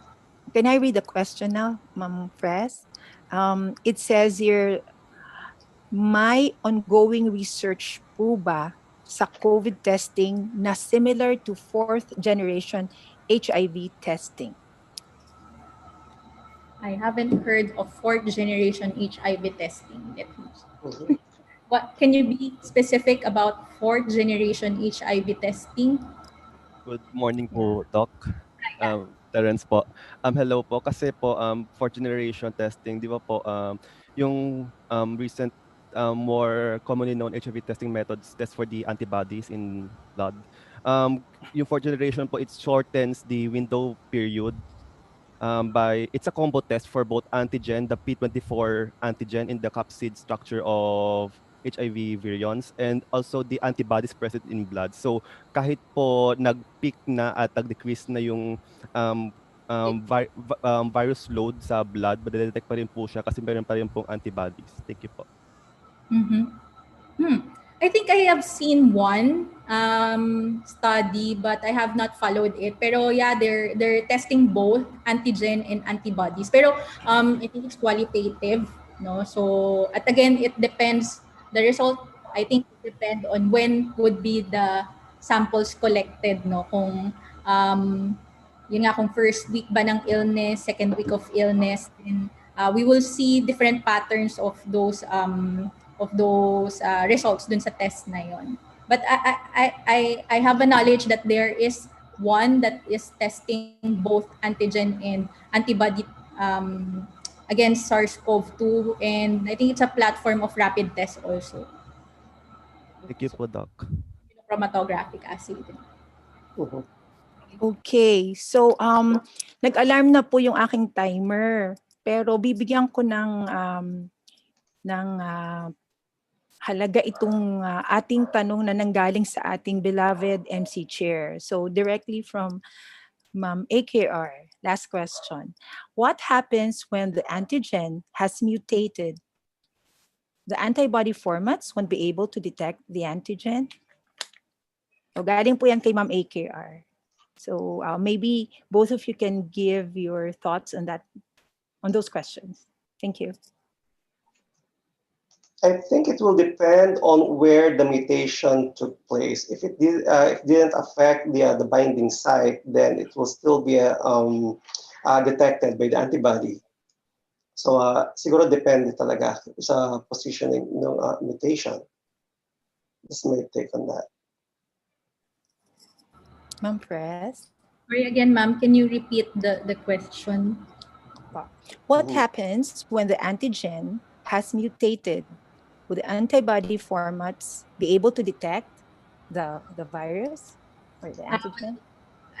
It depends, no? So as I've said in my talk, there's a specificity in antibody and antigen interaction, but it's not too rigid, no? It's it may allow some flexibility, no? Kaya rin there's cross reactivity. So depending on the mutation, if it really changed drastically the exposed epitope, then I would not be surprised if that antibody against or produced from against it would not be useful anymore. So I would like to note that those viruses that have antigenic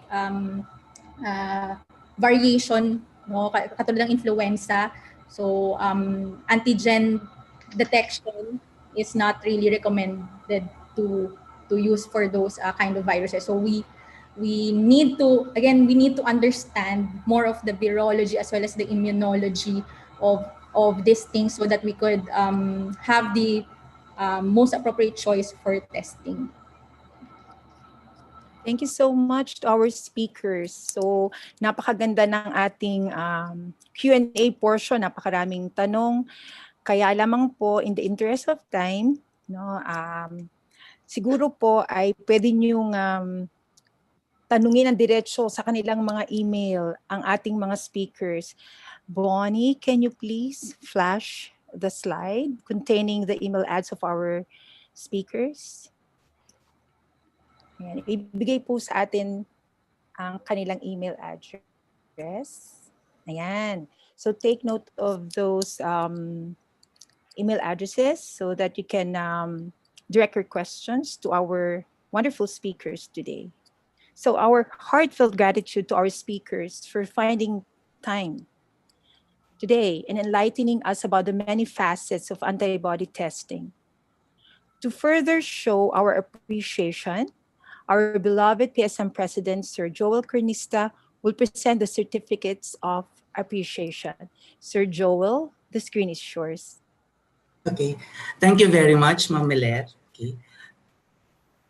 The Microbiology Consortium of the Philippine Society for Microbiology Incorporated would like to present their certificate of appreciation to Dr. Frestel Monica Climacosa for sharing her time and expertise as resource speaker on the topic overview of antibody testing for the diagnosis of viral infections during the online seminar on antibody testing and development of rapid diagnostic test for COVID-19, delivered via Zoom the 17th day of October 2020, signed Academician Asuncion K. Raimundo, the MCC Chair, and myself, PSM President. Thank you very much, Dr. Climacosa, for your time and that very informative lecture. It's a pleasure, sir.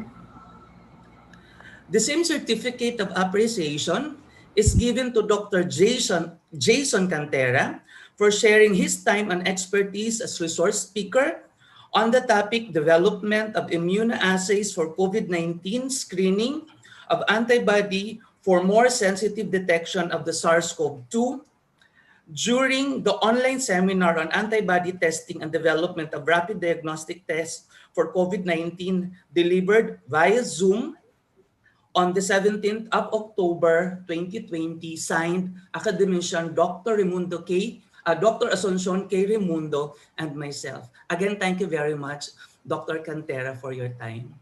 Thank you. Thank you.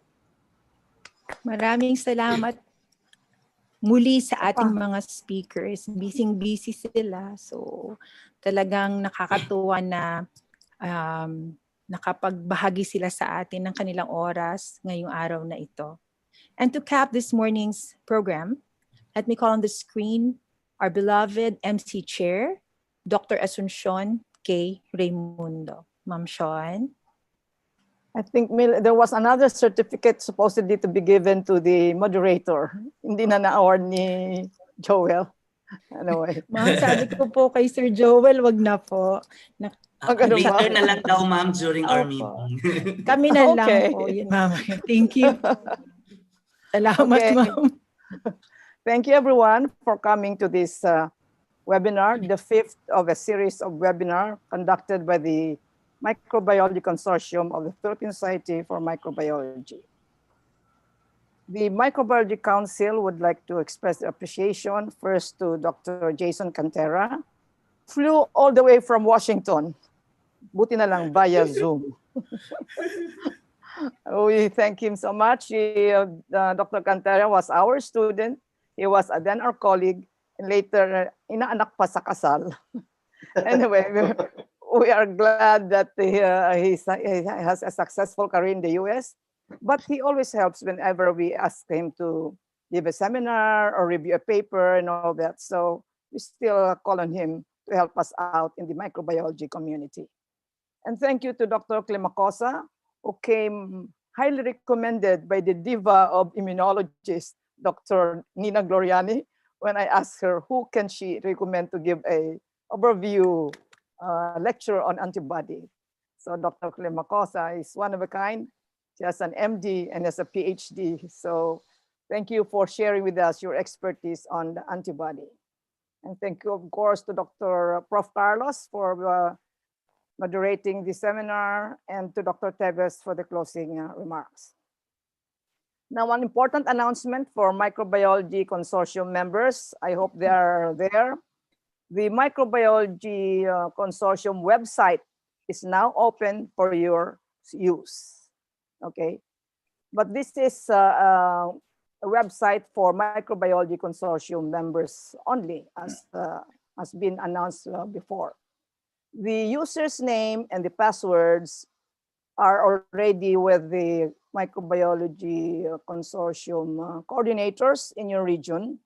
So either you will contact him or her, or she or he will contact you to give you your user's name and password.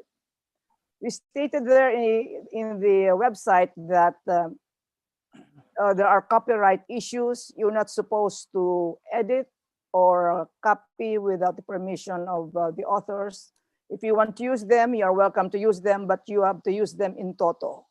No cut, no editing of any of the materials that are posted there, but you're welcome to use it for your classes.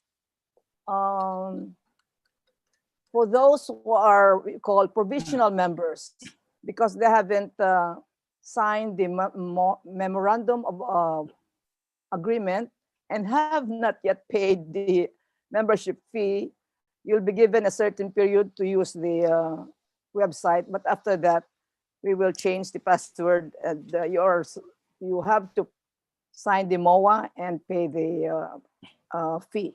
Okay, so I hope that is clear to everyone. The other thing that I'd like to share with you is that we are trying to populate the website.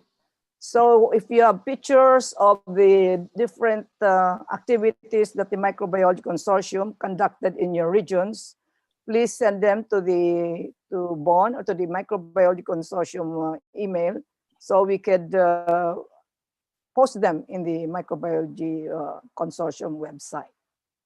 Okay, so I hope you will be able to use them for your instructions.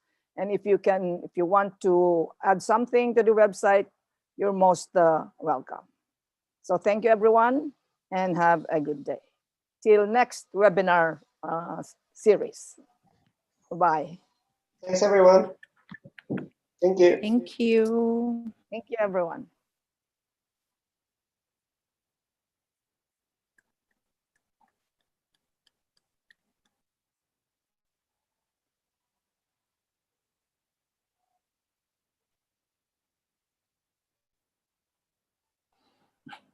For Microbiology Consortium Council members, hang on. We'll have the meeting after everybody leaves the Zoom.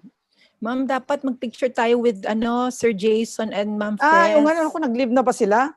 Jason and Fres, are you still around? Fres. Naku, nakaalis na yata eh. Oo nga, no? I forgot. Opo, ma'am. Para wala na. Populate. Ma'am, pwede natin pabalikin. Kaya lang. How? Bonnie, pwede Jason, natin pabalikin si Ma'am Fres. Ma'am Fres? Wala tayong wala tayong... Ma'am Fres and Sir Jason are still around? Or still have around? left. No, yun are no longer around po. Sayang, hindi mo sinabi ka agad. Kalimutan ko naman. Ma'am kasi nandyan pa po yung iba. Akala ko magsistay sila. Sorry, ma'am. Hindi ko agad naalala. Okay lang. Pwede din sana tayo nag-picture sa mga participants. O sige, di mag-picture tayo. O mga participants na nandyan. Okay, let's have picture taking for our website. Bon, no? I'm not so sure if they can open their videos. They cannot open their videos. Tsaka ma'am, meron pong mga hindi members ng consortium today, ma'am. Marami po. Okay lang. Oo.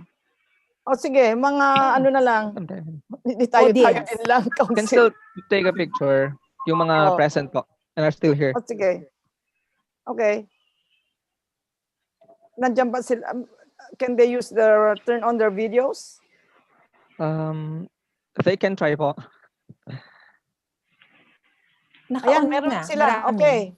Those who are around, turn on your videos. We'll have a picture taken. Too bad it's a little bit late in the game, but that's still okay. Okay, game, Ayan, marami pa. Bon. Hi, Tess. Hi, Beverly. Okay, so Nandiyan pala.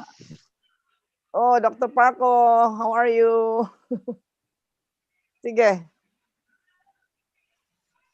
Hi, Marian. Yan ba si Marian? Everyone, Opo, ayun. Ganda ng Okay. ngiti.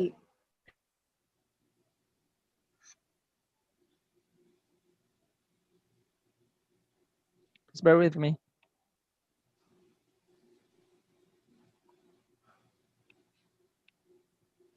Smile.